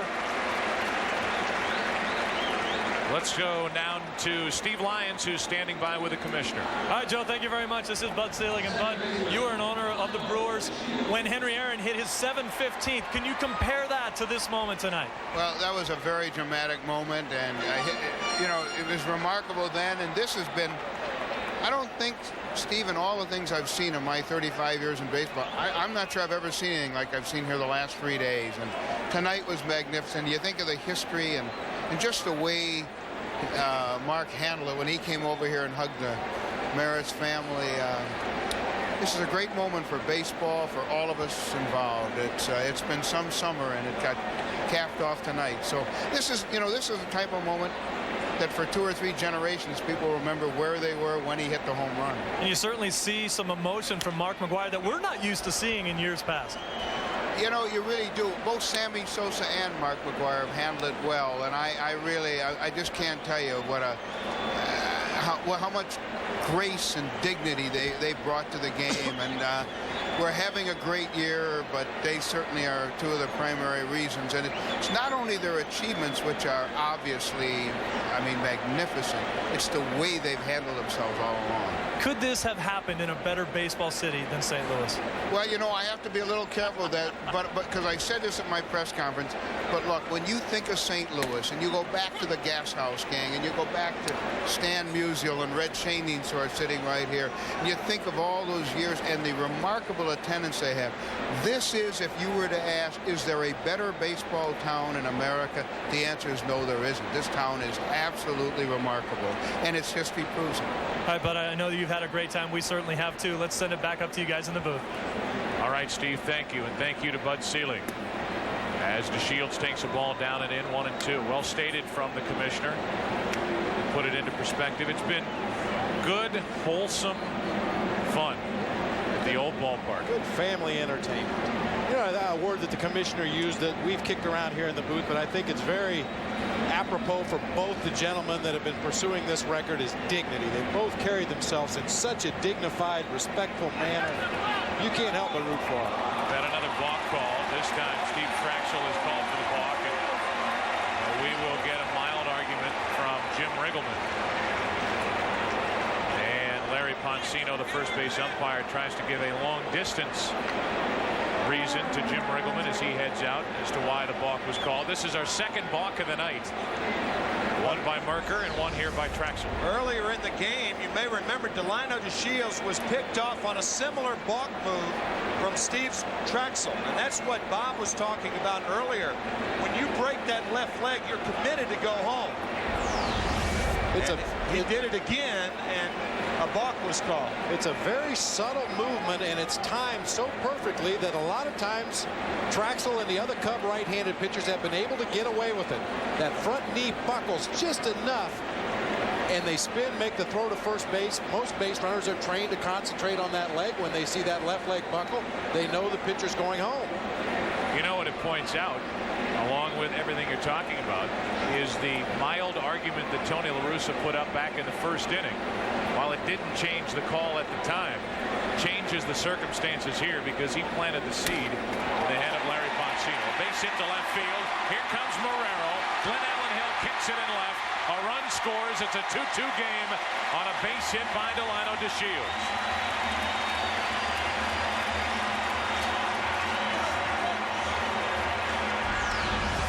Eli Marrero is a catcher who is a fast runner. A good jump at second base. He scores easily. I would imagine this will be a single RBI for DeShields and an error on Glenn Allen Hill. And it is. First for Hill in a Cub uniform. Doesn't have the greatest reputation as a defensive outfielder. One of the reasons why, after starting the year in Seattle, he's no longer to the right of Ken Griffey Jr. And if there was any suspense, it went out the window when Hill kicked it in left field, but Marrero's going to score either way. And now Tatis with a go-ahead run at second and one out. 2-2 game. Into left field, well hit. Back is Hill near the track to make the catch. 2 down. In walks Mark McGwire.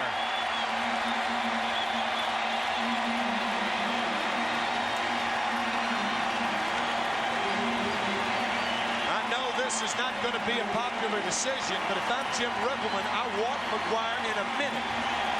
Think nothing of it. In a second. Well, you're absolutely right. It would not be a popular decision, but I agree with you. The Cubs they're trying to get into the postseason, and regardless of who's chasing what record, they have to do what's best to win a ball game. And right now, the obvious choice is to put McGwire on. You called it.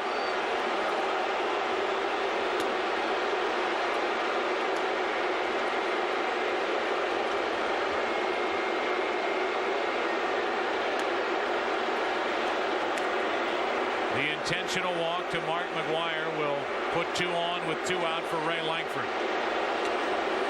And it's almost as if to say, okay, you've had your history. That's right. Now we want the game. That's right. And that, to me, is logical thinking. In case you're just joining us, here's the way it sounded a little less than an hour ago. Record-breaking home run number 62 off the bat of McGwire.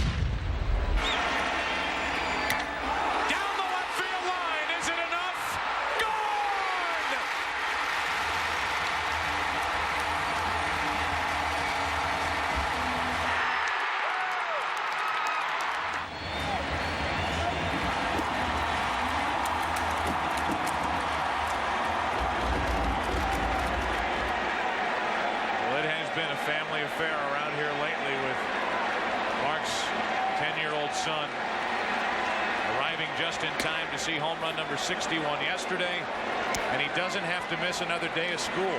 He can go back to California. He's seen home run number 62.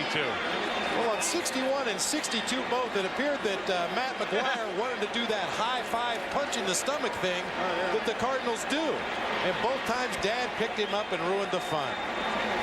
Maris family picking up a photograph of Roger Maris in his Cardinal uniform. Roger Maris ended his major league career in this city in that uniform. Now look at Roger Maris. Langford waits 2 on 2 out and takes a ball. It's 1-1. Sometimes in television you have to lay out, and that's obviously what we were doing after the home run. And Bob and I are talking between innings, saying if there was ever a time to lay out, that was it. Because I'll tell you, we both almost lost it. When he went to hug the Maris family, then we almost lost it.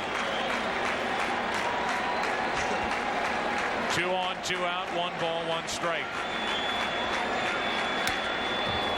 Strike 2. One thing that we tried to give you, and we're very proud of our director Bill Webb and our producer John Filippelli, but we wanted to give you one constant look after the swing at Mark McGwire going around the bases. There's plenty of time right after the home run to show reactions from the many factions around this ballpark. But we wanted to give you one clean view of Mark McGwire with that historic trot. 2 on 2 out, 1-2 the count on Langford. It's a 2-2 game. 6th inning. Traxel trying to keep it that way. 2 balls, 2 strikes. By the way, the walk to McGwire, the 148th walk handed to him this season, and the first intentional walk since August 12th, in case you wonder about teams pitching to Mark McGwire. 2 on, 2 out, and the 2-2 to Langford. Full count. The runners will go.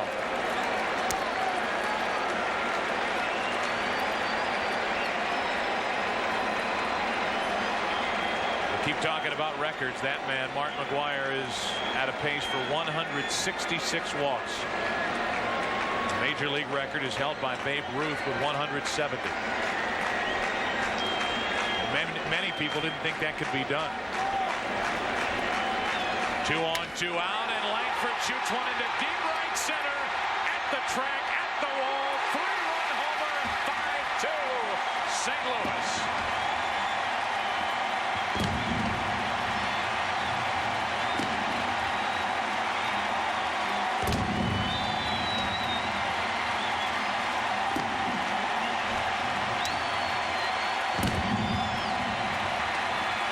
You intentionally walk Mark McGwire, get to Langford, and Ray jumps up and bites you.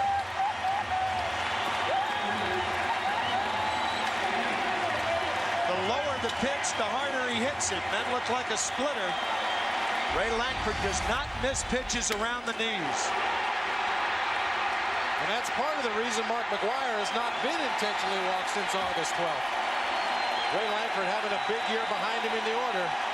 You got to have that protection. Mark McGwire called Ray Langford, and this crowd wants a curtain call.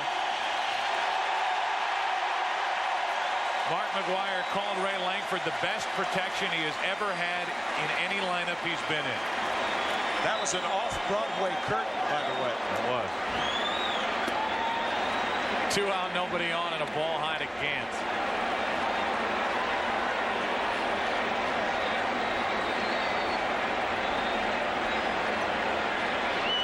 One ball, no strikes on Gant. 2 out, nobody on. 3 runs home and a 1-1 count. Well, it would be tough to second guess the move of Jim Ringelman. I mean, you've got the single season home run champ, first base open, 2 out. I don't care who's hitting behind him. Strike 2 on Gant.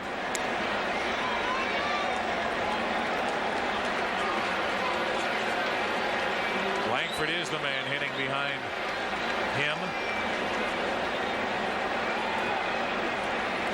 And Langford goes deep.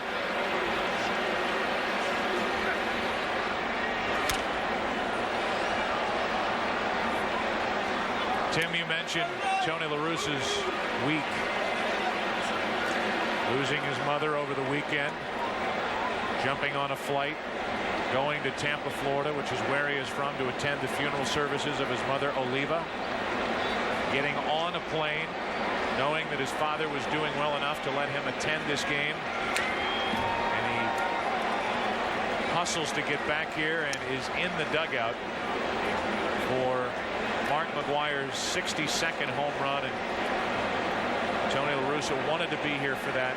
If all was well back home, all was well back home with his 88-year-old father. And Tony La Russa, who was Mark McGwire's manager in 1987 when he came to the big leagues, is here to see McGwire make history.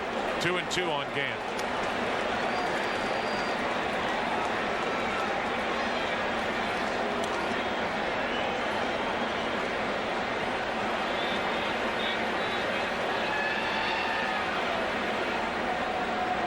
Base is empty, 2 out, and Gant gets into one to center. Deep center, back-to-back, 6-2 Cardinals.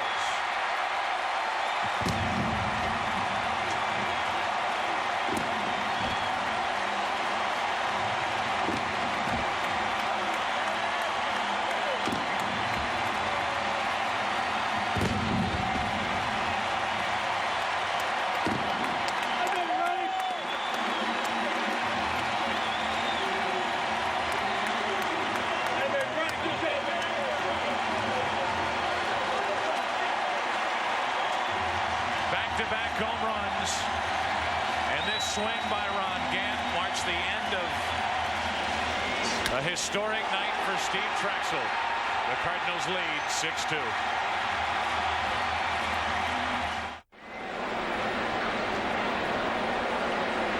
Welcome back. A 1-ball, 1-strike count. Terry Mulholland into the game for the Cubs in relief of Trachsel, who goes 5 2/3 innings. He's on the hook for the loss. Unless the Cubs rally, they trail 6-2. 2 out, nobody on, and ball 2 down and away to Mabry, 2-1. And unless the Cubs can catch the Cardinals in 9 innings and tie it, Kent Mercker will be the winner. Double figures for Kent, telling us before the game that these people probably came to see him hit tonight. They're seeing home runs left and right. This one falls short off the bat of Mabry. I hope we have his reaction. Boy, was he ticked. These fans aren't. Neither is he. 6-2 Cardinals. Well, tonight's Skyview coverage from the Bud One Airship is brought to you by Brewery Fresh Budweiser. There's a look at the Bud One Airship, the official beer of Major League Baseball. Wish you guys and gals were down here, high above. As tonight, Mark McGwire hits number 62, a 341-foot laser line drive over the wall and left. And Rick Croushore is the new Cardinal pitcher just recalled. J.D. Drew stays in the game and takes over in left field. And the reports on him in the outfield are just sit back and watch. 1 ball, 1 strike. They say he can play the outfield like few have been able to play the outfield. They like him eventually in center field. So Drew stays in the game, and Croushore will bat the spot vacated by Gant. Here's a fly ball into right center field off the bat of Jose Hernandez and into the glove of Mabry, 1 away. Well, last inning, and this is now a game of reactions. Mark McGwire's reaction to the Ron Gant home run, which made it a 6-2 game. Then Mabry thought, all right, we're going back to back to back. It fell short. And here's his reaction as he's hit 2 deep drives, but so far tonight is 0 for 3. That's the maddest anybody's been tonight. And he got over it quickly. Yep. Here's Grace. 1 out, nobody on.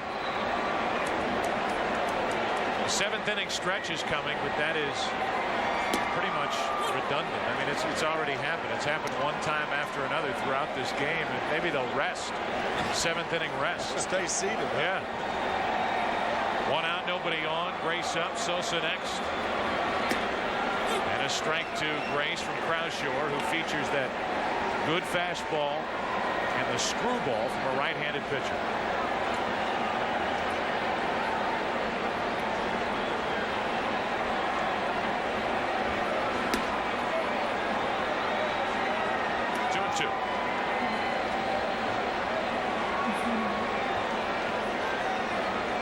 Well, you will know more and more about Steve Trachsel. You have to give him a lot of credit here tonight. He could have made it look like he was pitching to McGwire. He came after him. He got him in the 1st inning on a 3-0 pitch. McGwire grounded out. Didn't get him in the 4th inning. There's a look at Steve, 27-year-old, born in Oxnard, California, lives in Mesa, Arizona. Has a career high 14 wins in 1998, but right now he is in essence the new Tracy Stallard, as the pitch is up and away to Grace to make it 3-2. Tracy Stallard giving up Roger Maris's 61st home run back in 1961 at game 162. That's up and away for a 1-out walk. The Cubs need a rally here, and they have the right combination. A walk to Grace and Sosa coming to the plate.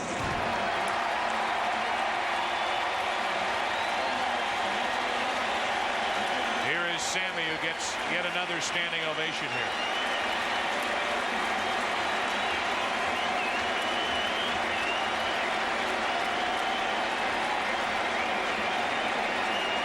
This night would be complete if Sosa hits a home run. With 58 and 140 RBIs. And a ball from Croushore.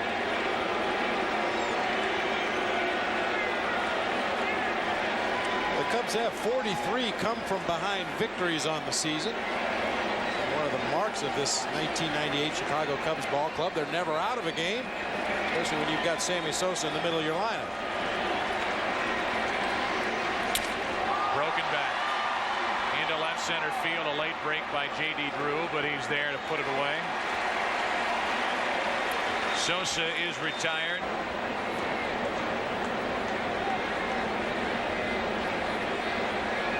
You know how that show's going to end tomorrow night. Into center field, Glenn Allen Hill gets a base hit. Gray stops at second. It's 2 on, 2 out. And the Cubs hoping for a big rally, and they have red-hot Gary Gaetti, who came in with a .383 average in 18 games with the Cubs, and tonight 2 out of 3.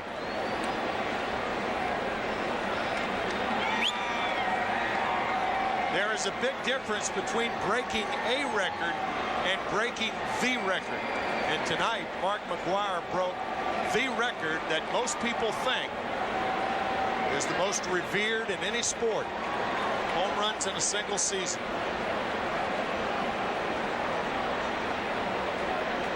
You definitely get the feeling they're going to have to change that number before the end of the season. Maybe several times. Everybody has to look around them and wonder what, as Lance Painter gets ready, what memorabilia they can take away from this night. Somebody's going to get that banner up there, you know that. Right. Might be hung outside Mark's off-season home back in California. Look good in my basement. 2 on, 2 out. Gaetti takes a ball low from Croushore. Final score: the Phillies embarrassing the Mets 16-4. So the Cubs, at the very worst, will be tied with the Mets at the end of the night in the wild card chase.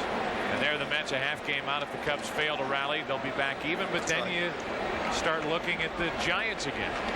The Giants starting the night tonight, now 2 games back. And they are leading at San Diego 1-0 in the first inning. There's a strike, and it's 2-1 on Gaetti. 2 on, 2 out. San Francisco, San Diego gave Kirk Reeder, the left-hander, against Andy Ashby. Nomo was the starter in the Mets game today. Not sure exactly how many of those 16 runs were his. 3-1 on Gaetti. As Croushore is making this more and more interesting. With a 300 hitter Morandini on deck. A walk to Grace, a hit by Hill. Morandini next, but right now the 3-1 to Gaetti. Pops it up, back behind the plate, and it's out of play.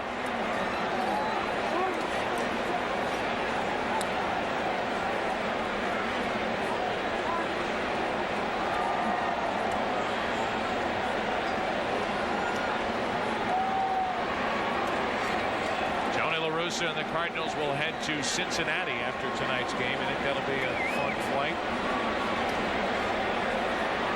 McGwire wouldn't even need an airplane tonight. Here's a 3-2 pitch, just missed off the inside corner. The bases are loaded with 2 out for Morandini, and that might be it for Croushore.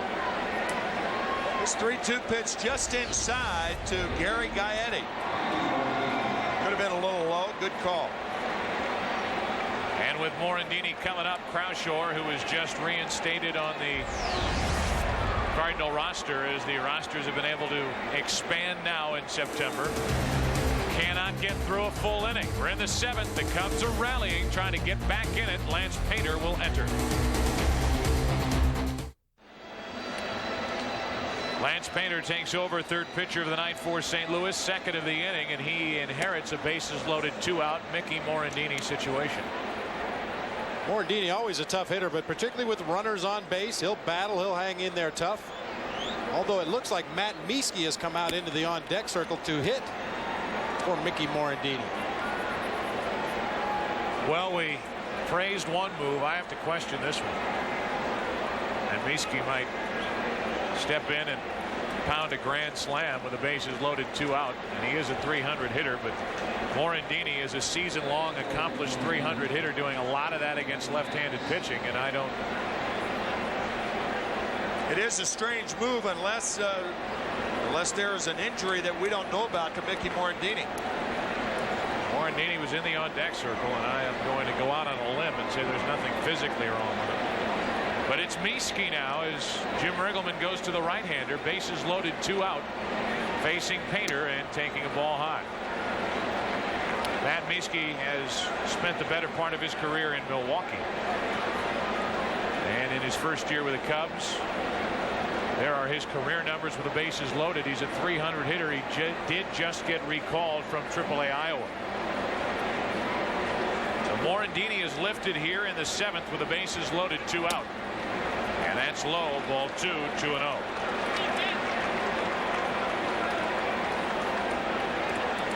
Morandini is 0 for 7 lifetime against Lance Painter, if you want statistics to back you up. And you can see Mickey shaking his head over there. He doesn't believe in those computer printouts. Here's the 2-0 pitch. Bases loaded, 2 out. Cubs need a hit. Off the mask of Marrero, 2-1.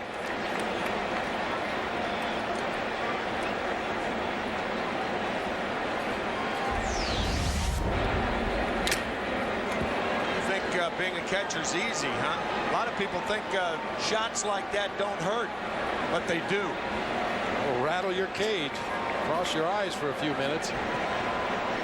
Now the 2-1 pitch to Mieske with the bases loaded, 2 out. Into center field. Langford over to get it. The Cubs threaten but do not score. They leave 3 and have stranded 11. Bottom of the order coming up for the Cardinals on a historic night in St. Louis. Hey, Cardinal fans, this break in the action is brought to you by Bud Light. For the great taste that won't fill you up and never let you down, make it a Bud Light.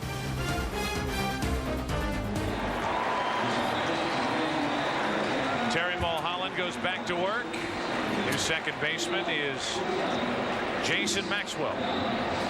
He's just called up from AAA Iowa, and he gets to play in this historic game. As Luis Ordaz, the shortstop for the Cardinals, then Drew, then Eli Marrero will bat for St. Louis, leading 6-2 in the 7th. They pinch hit for Morandini and now have to replace him defensively. And Ordaz behind on the count 0-1. Here's J.D. Drew. From the Northern League to a new contract to Double-A Little Rock to Triple-A Memphis to the Cardinals. What a year. And to a major league debut on a night in which Mark McGwire hits number 62. And prior to that, laying out a professional ball for a year because the Philadelphia Phillies couldn't sign him. Couldn't get together with numbers. 1-1. Ordaz chops it foul. Now I hope JD knows it's not like this every night around here. Yeah, right.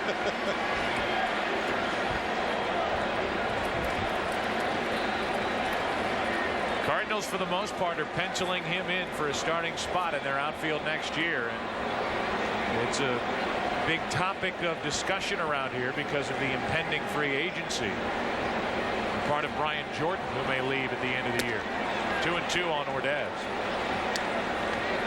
Well, it's going to be a tough go for J.D. Drew the remainder of this season and into next year as you get a look at Brian Jordan sitting this one out tonight. J.D. Drew really alienated himself from a lot of the major league players by holding out, not signing the contract. Many veterans felt that he needed to prove himself before he cashed in with the big payday, but Drew stuck to his guns, and here he is in the most historic game in the history of baseball.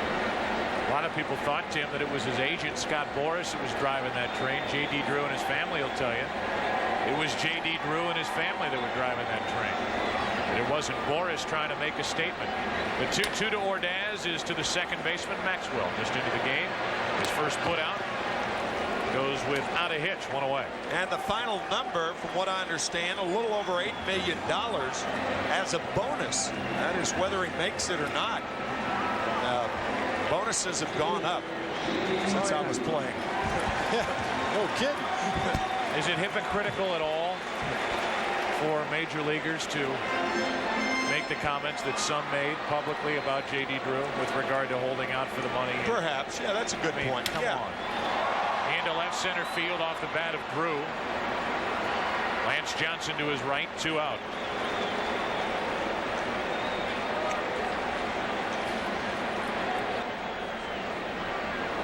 Two out, nobody on, and here's Morero. And that's foul for strike 1. Ray Latchman makes a friend with a souvenir on this night. Sammy Sosa and Mark McGwire will hit again. McGwire at the very least will be third up at the bottom of the 8th. And Sosa, even if the first 4 Cubs are retired in the 8th inning, and the 1st and the 9th, he'll be the batter in the top of the 9th inning. And we again hope to talk to Mark McGwire right after the ball game, so stay with us for those words as Morero strikes out looking, and we slip into the 8th inning. Mulholland does his job. 8th inning, Cubs need some runs. They trail the Cardinals 6-2.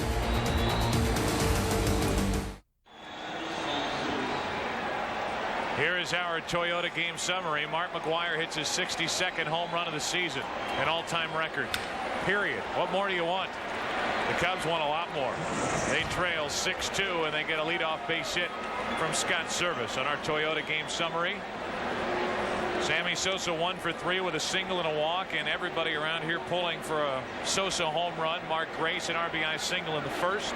Gaetti did the same, and the Cardinals 5 runs in the 6th inning, including home runs by Langford and Gant. They went back to back. A look at the Bud 1 airship overhead here in St. Louis, downtown St. Louis, the world headquarters of Anheuser-Busch. And Budweiser is the official beer of Major League Baseball. They help bring you the pictures from above. Leadoff hit, and now Manny Alexander is at the plate pinch hitting, and he takes a strike. Joe, Bob, I'll tell you what I want. I want to see Sammy Sosa batting with the bases loaded, 2 outs, and hit a grand slam home run. Hey, this is a movie, isn't it? Certainly feels like it, doesn't it? It does. Are we collectively Joe Bob now? Yeah, All right. Joe Bob. All right. Well, I'll take it. Bobby Joe, Joe Bob. Depends what part of the country you're in. That's right. 1 on, nobody out. A leadoff hit by Service. Manny Alexander, a .234 hitter. Grounds to first, past McGwire. DeShields, great effort, but too late. Base hit. The first 2 are on for the Cubs here in the 8th inning. Great effort by DeShields. Painter got over there, but the speed of Alexander, it's a clean infield single all the way. And once that grounder got past Mark McGwire, it was going to be a very difficult play for the second baseman, who's off balance, making the awkward throw, trying to hit the moving target in the pitcher covering first base. And as you mentioned, Alexander's speed just too much. Well, here you go, Tim. We're getting there. 2 on, nobody out, top of the order. Here's a look, and you will see that Alexander was safe. Lance Johnson takes the ball. Lance is 0 for 4. He's flying to center, flying to left, line to right, and grounded out.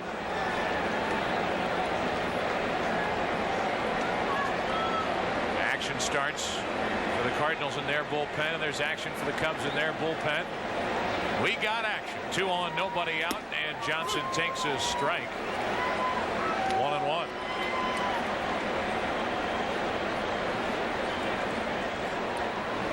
Don Wengert, the right-hander, getting ready for Chicago.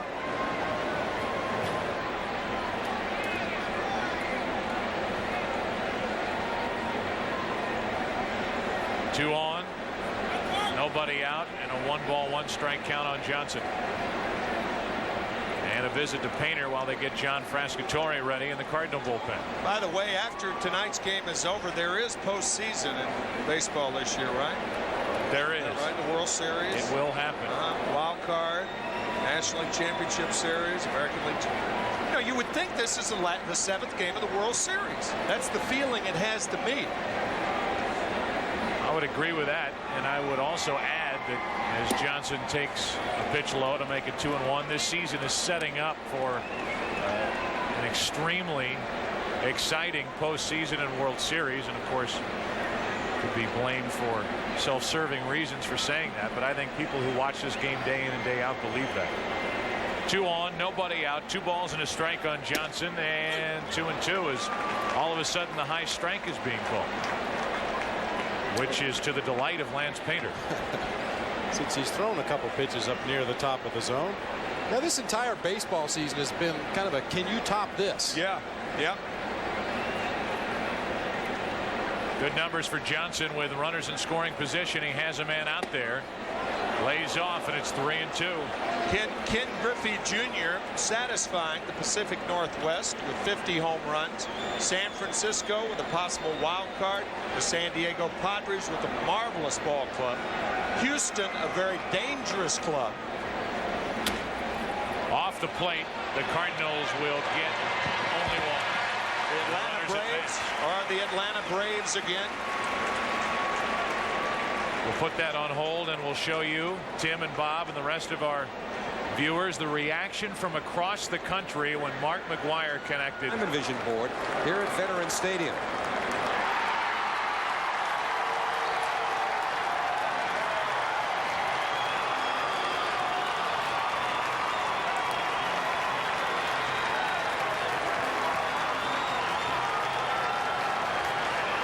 George Steinbrenner. That is obviously the view from a big screen, probably at Fenway, with the Yankees and Red Sox playing there, and George Steinbrenner standing and applauding. Now, as the runners have advanced to second and third in a 4-run game in the 8th inning, the Cardinals will make a pitching change. Frascatore stomps in. Hernandez, Grace, and Sosa coming up.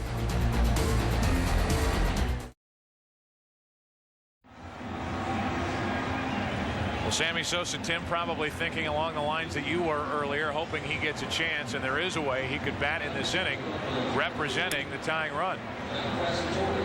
If Jose Hernandez or Mark Grace gets on base, then Sosa would be the batter with the bases loaded. There it is, 62-58. Like a bad high school football game. Yeah, and if that does happen,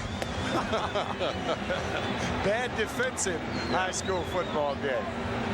But it took Sammy Sosa so long to hit a grand slam home run, and then he hit 2 in a period of 3 games, in 2 games, back to back. Well, while John Frascatore gets ready, you look at his numbers. We have so many people to thank for making this possible, for showing this historic night to this nation. On national TV, network, over-the-air national television. We want to thank, of course, the senior coordinating producer of Major League Baseball on Fox and the producer of today's game, John Filippelli. Our director, unparalleled in this business, is Bill Webb. The senior producer of the studio shows, Scott Ackerson. Produced by Gary Lang on a week-by-week basis. Directed by Bob Levy. Assisted there by Jennifer Love. And the senior producer of Fox Sports is Bill Brown. The executive producers of Fox Sports, David Hill and Ed Gorin. And boy, have they made this happen. And today's technical producer, Dave Hill. Technical director, Mitch Riggin. Special thanks to Lance Garrett, Derek Manning, Mike Fitzgerald, and as always, our hats are off to Steve Horn, who does the best job in any booth across the country assisting us. Second and third, 1 out. And the pitch to Jose Hernandez is up high from John Frascatore. It's nice when your job is your privilege. And it has been that tonight, hasn't it? It indeed has. Lou Brock, Hall of Famer, number 20, and a former member of both of these two teams. The Chicago Cubs traded to the Cardinals, and it was greatness after that. Number 2 in the all-time stolen base list, and he with 3,000 career hits. Second and third, 1 out, and the 1-0 pitch to Hernandez. That'll get a run home. Ordaz makes the play at first, out, the RBI ground out. Second out of the inning, and it's now a 6-3 Cardinal lead. Lewis Clark Brock traded to the St. Louis Cardinals on June 15, 1964. Biggest debacle as far as trades are concerned in Chicago Cub history. And Lou went on, number 20, on to be a Hall of Famer. What a player. Wow. Now runner at third with 2 out for Grace, and he takes a strike over the outside corner from Frascatore. Grace tonight has been on base 3 times, 2 for 3 plus a walk. 1-1. Lou Brock and Bob Gibson, both a couple of Hall of Famers, special instructors for the Cardinals. A couple of bad guys to have for special instructors. And Stan Musial's the team musician with the harmonica into left field off the bat of Grace. Back to get it, J.D. Drew, and the inning is over. The Cubs get a run. They creep 1 run closer. We'll see McGwire in the bottom of this 8th, 6-3 St. Louis. Cardinals baseball on Fox Sports Midwest is brought to you in part by Bud Light. For the great taste that won't fill you up and never let you down, make it a Bud Light. By Southwestern Bell, go wireless with someone you know. And by Southwest Airlines, with fares so low you have the freedom to go places. Fly Southwest.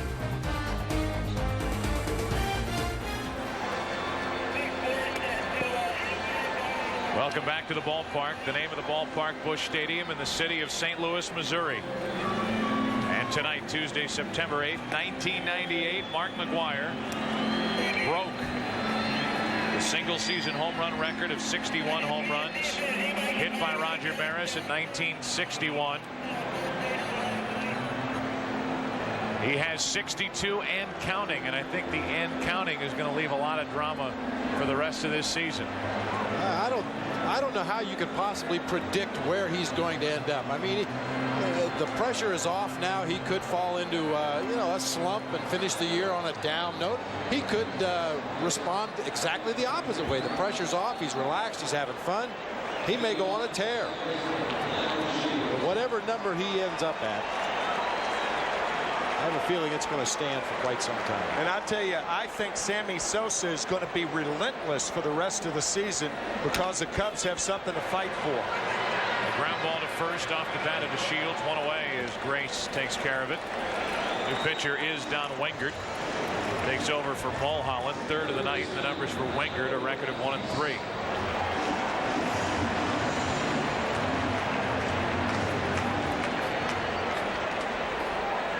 Here's Tatis, 0 for 3, hitting in front of McGwire tonight.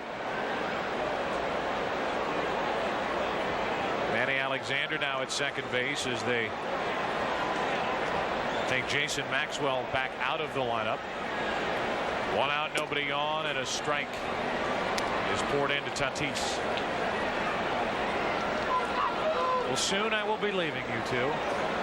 Headed down to hopefully corral Mark McGwire for an interview after this game, and that's going to be. I want your best wishes as you send me down there. Good luck, because you may never see me again. Good luck to you. Okay. We're behind you winter tide. 0-2 on Tatis. He left in the 8th and was never heard from again. 1-2. I can't help but think every time I see Matthew McGwire down there as the bat boy. I have a son about his age, and when he goes back to school, whether it be tomorrow or the day after, and has to turn in that composition, what I did on my Labor Day vacation. 2-2. Let's see. I got to fly on a jet, go to St. Louis, and watch my dad set the all-time single-season home run record in Major League Baseball. I think he'll get an A. He'll end it with any questions. Yeah. Well, the questions will be put to Mark McGwire after this one as Tatis strikes out looking, and in walks Mark McGwire, the hero of the night right now, the hero of the 1998 season. One more standing ovation here in the 8th inning for Mr. 62.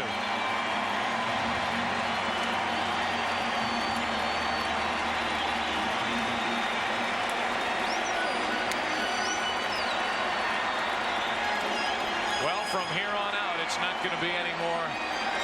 Is he going to break it? It's going to be how many is he going to hit? Since the record, number 62, he's been intentionally walked in the 6th inning.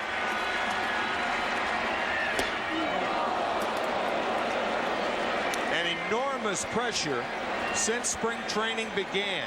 Mark, do you think you have a chance?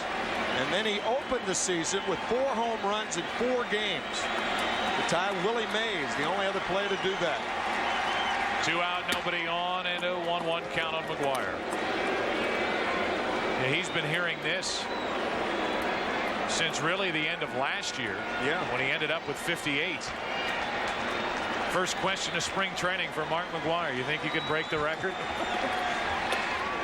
2-1. I asked him a question. I did a sit-down interview with Mark McGwire for the Fox Sports Net spring training. He said, I don't want to answer. I said, the one question everybody wants to ask you, you won't answer. He said, well, I figure I have to average 10 a month, and if I do that, I'll do it. And if I have 50 by the start of September, I'll have a chance. 2-2. We would like to welcome those of you who have been watching the Cincinnati Reds and the Houston Astros on FX. This is what could be the final at bat tonight for Mark McGwire, who has 62 home runs.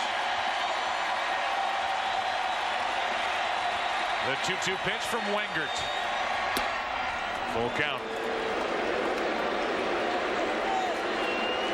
A perfect example in this at bat against Don Wengert of how pitchers try to get Mark McGwire out. Sweeping breaking balls away off the outside corner and high fastballs up above the letters.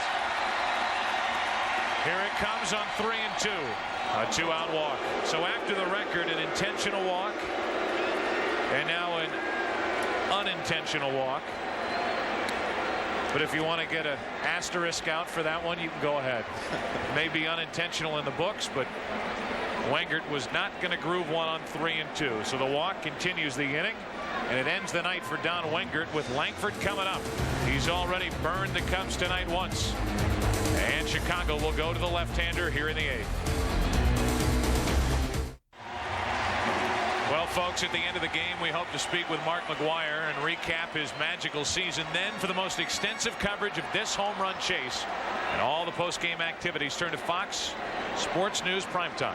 Following this game on your Fox Sports Net regional channel. McGwire is at first after the walk, and the batter is Ray Langford. Langford is 1 out of 3, but the one is a big one. A 2-out, 3-run home run his last time up. Guys, how much can the Babe stand? Mark McGwire passes him. Ruth's record of 60 home runs stood for 34 years until Maris in 61. So he passed him long ago. And now he's on pace for 167 walks.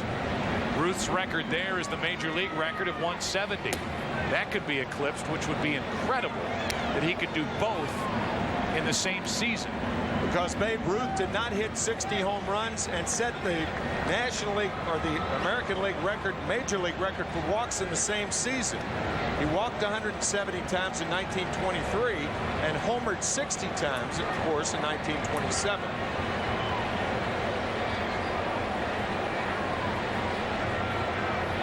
One on, 2 out. Langford a big swing and a miss against Felix Heredia. Heredia, the numbers, he was a trading deadline acquisition by the Cubs from the world champion Marlins. By the way, they too have been mathematically eliminated. Somewhere close to the All-Star break. 1 on, 2 out, a ball and 2 strikes. Langford waits.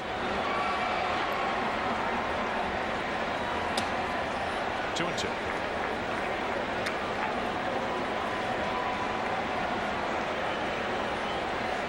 John Frascatore is on deck, and right now there's no action in the Cardinal bullpen, although Acevedo was up earlier. He has been the closer for St. Louis lately, and it might be his 9th inning.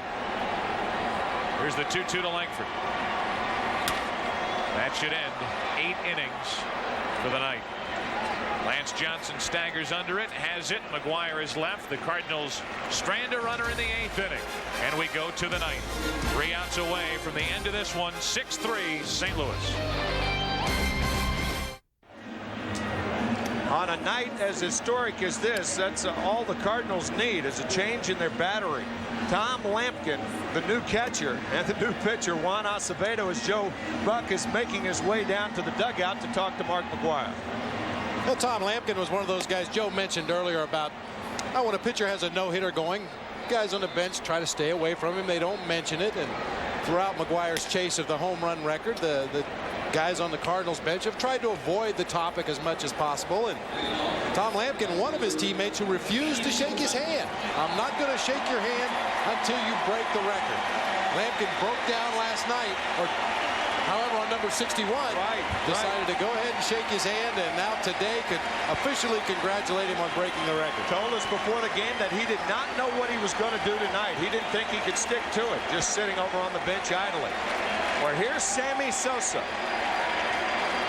homerless on the evening, 58 on the year, against Juan Acevedo, who can be wild. And the crowd yelling for Sosa. Just missed that pitch. 0-1 to Sammy Sosa. Boy, a home run cut there from Sammy Sosa on a low fastball. We've mentioned it throughout the broadcast, throughout the summer. Sosa, a very good low ball hitter. That one about the middle of the thighs. Generates every bit as much power from a much smaller frame. Ball 1-1 now to Sammy Sosa, leading off the ninth. 6-3 Cardinals. Consecutive series with a home run. 15 in a row, so if he does not get a home run here and the Cubs do not overtake the Cardinals, then this will be the first time since early August that Sammy has not homered in a series. 1 ball, 2 strikes as McGwire looks on. Tougher pitch from Acevedo, outside with the fastball. Still 1-2.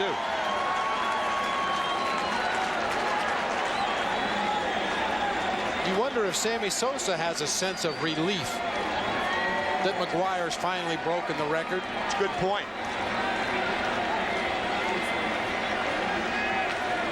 High, ball 2, 2-2.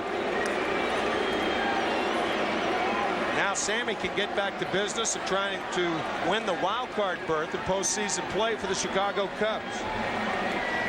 2 guys from totally different cultures. And Sosa down on strikes.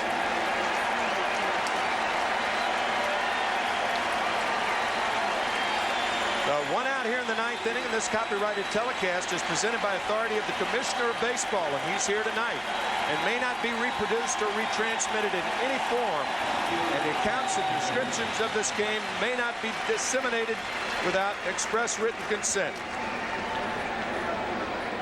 Round of applause, another standing ovation for Sammy Sosa. This one lined by Glenn Allen Hill to left center field, and Hill's going to have his second hit of the game. He doubles with 1 out, so the Cubs still very much alive here in the 9th inning.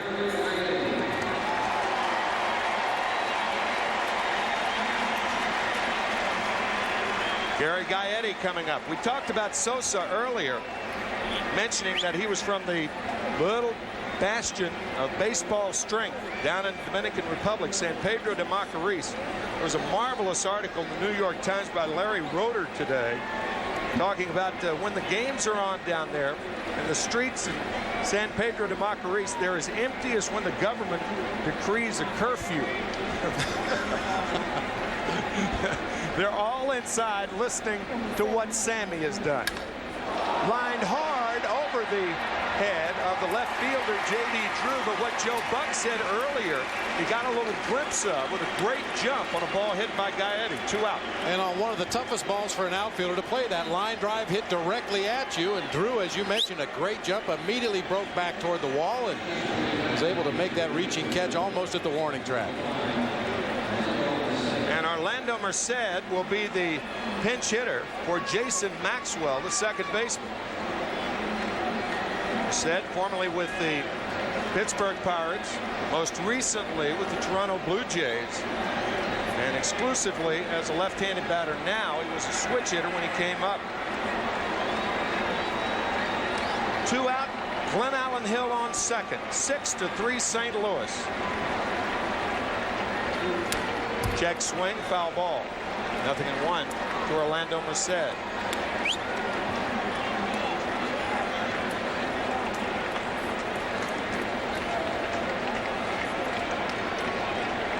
Hot off the press. The Bulldog edition.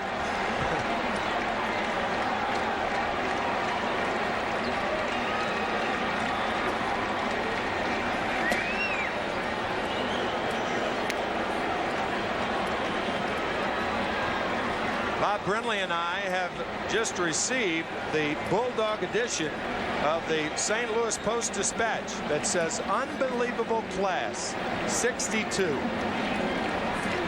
What a remarkable year for Mark McGwire and Sammy Sosa. 1 ball, 2 strikes to Orlando Merced. Joe Buck is working his way down through the bowels of Busch Stadium. As a matter of fact, he's right behind home plate right now. He will have Mark McGwire and perhaps some words from Sammy Sosa too.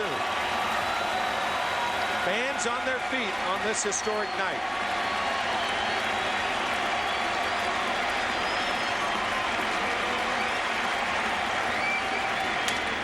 Punch foul.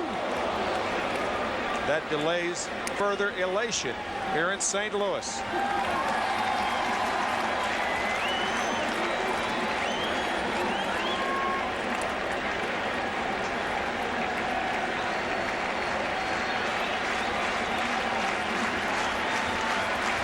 What thoughts must be running through his mind right now?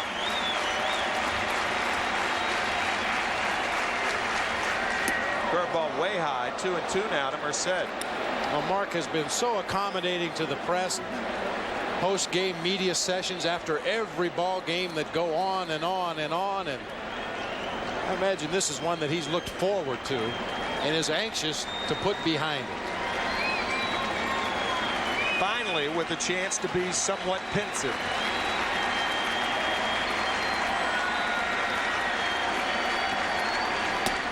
Inside, full count now to Merced. On deck batter Scott Service, and should Merced get aboard, then Service will represent the potential tying run. Mark McGwire is homered for the 62nd time in the 1998 baseball season. He did it in his second at bat, a laser shot 341 feet from home plate. Tap toward third. This could be it. What a play by Tatis to end it.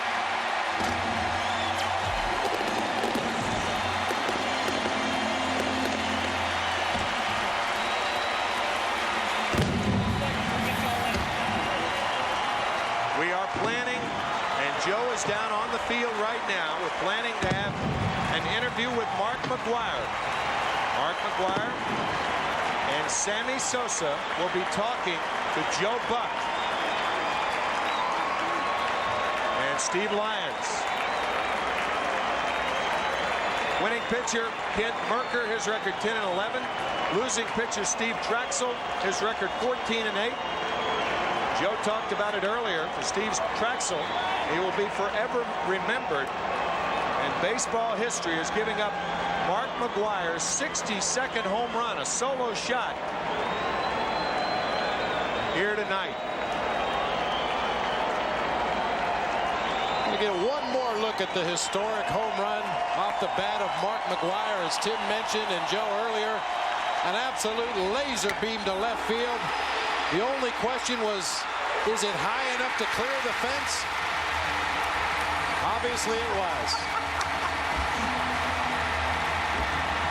I still love that shot. Dave McKay bringing McGwire back to make him touch first base because he was so happy and emotional he jumped over the bag. What a trip. There's Mark McGwire with a big hug to his son Matthew after crossing home plate. A hug for catcher Scott Service. A hug for the Maris family. You get the feeling Mark McGwire would have hugged every person in this stadium tonight if time allowed.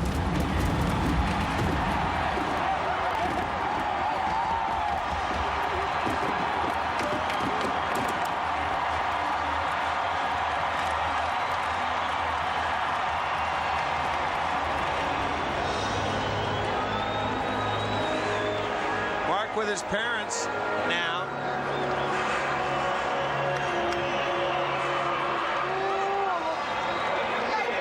Enough emotions for you tonight, partner? Oh man, I'll tell you, it's been hard to talk at times. Can only imagine the feelings that must be running through that young man right now. I think we're about to find out as we go down to Joe Buck and Mark McGwire on the field. Joseph? All right, Tim, thank you very much. You've hugged everybody else, pal. I want one. Give me a hug. Congratulations. Congratulations. Can you, I know it's been difficult all year to describe what it's like for you to go through what you've been through. Can you describe the feeling of relief and how you feel right now after becoming the single-season home run champion? I tell you what, I was so shocked because I didn't think the ball had enough to get out. And when I saw the ball leave, I looked up and Dave McKay was in my way, and I sort of missed first base. I had to come back and touch it. And then, I don't remember anything after that.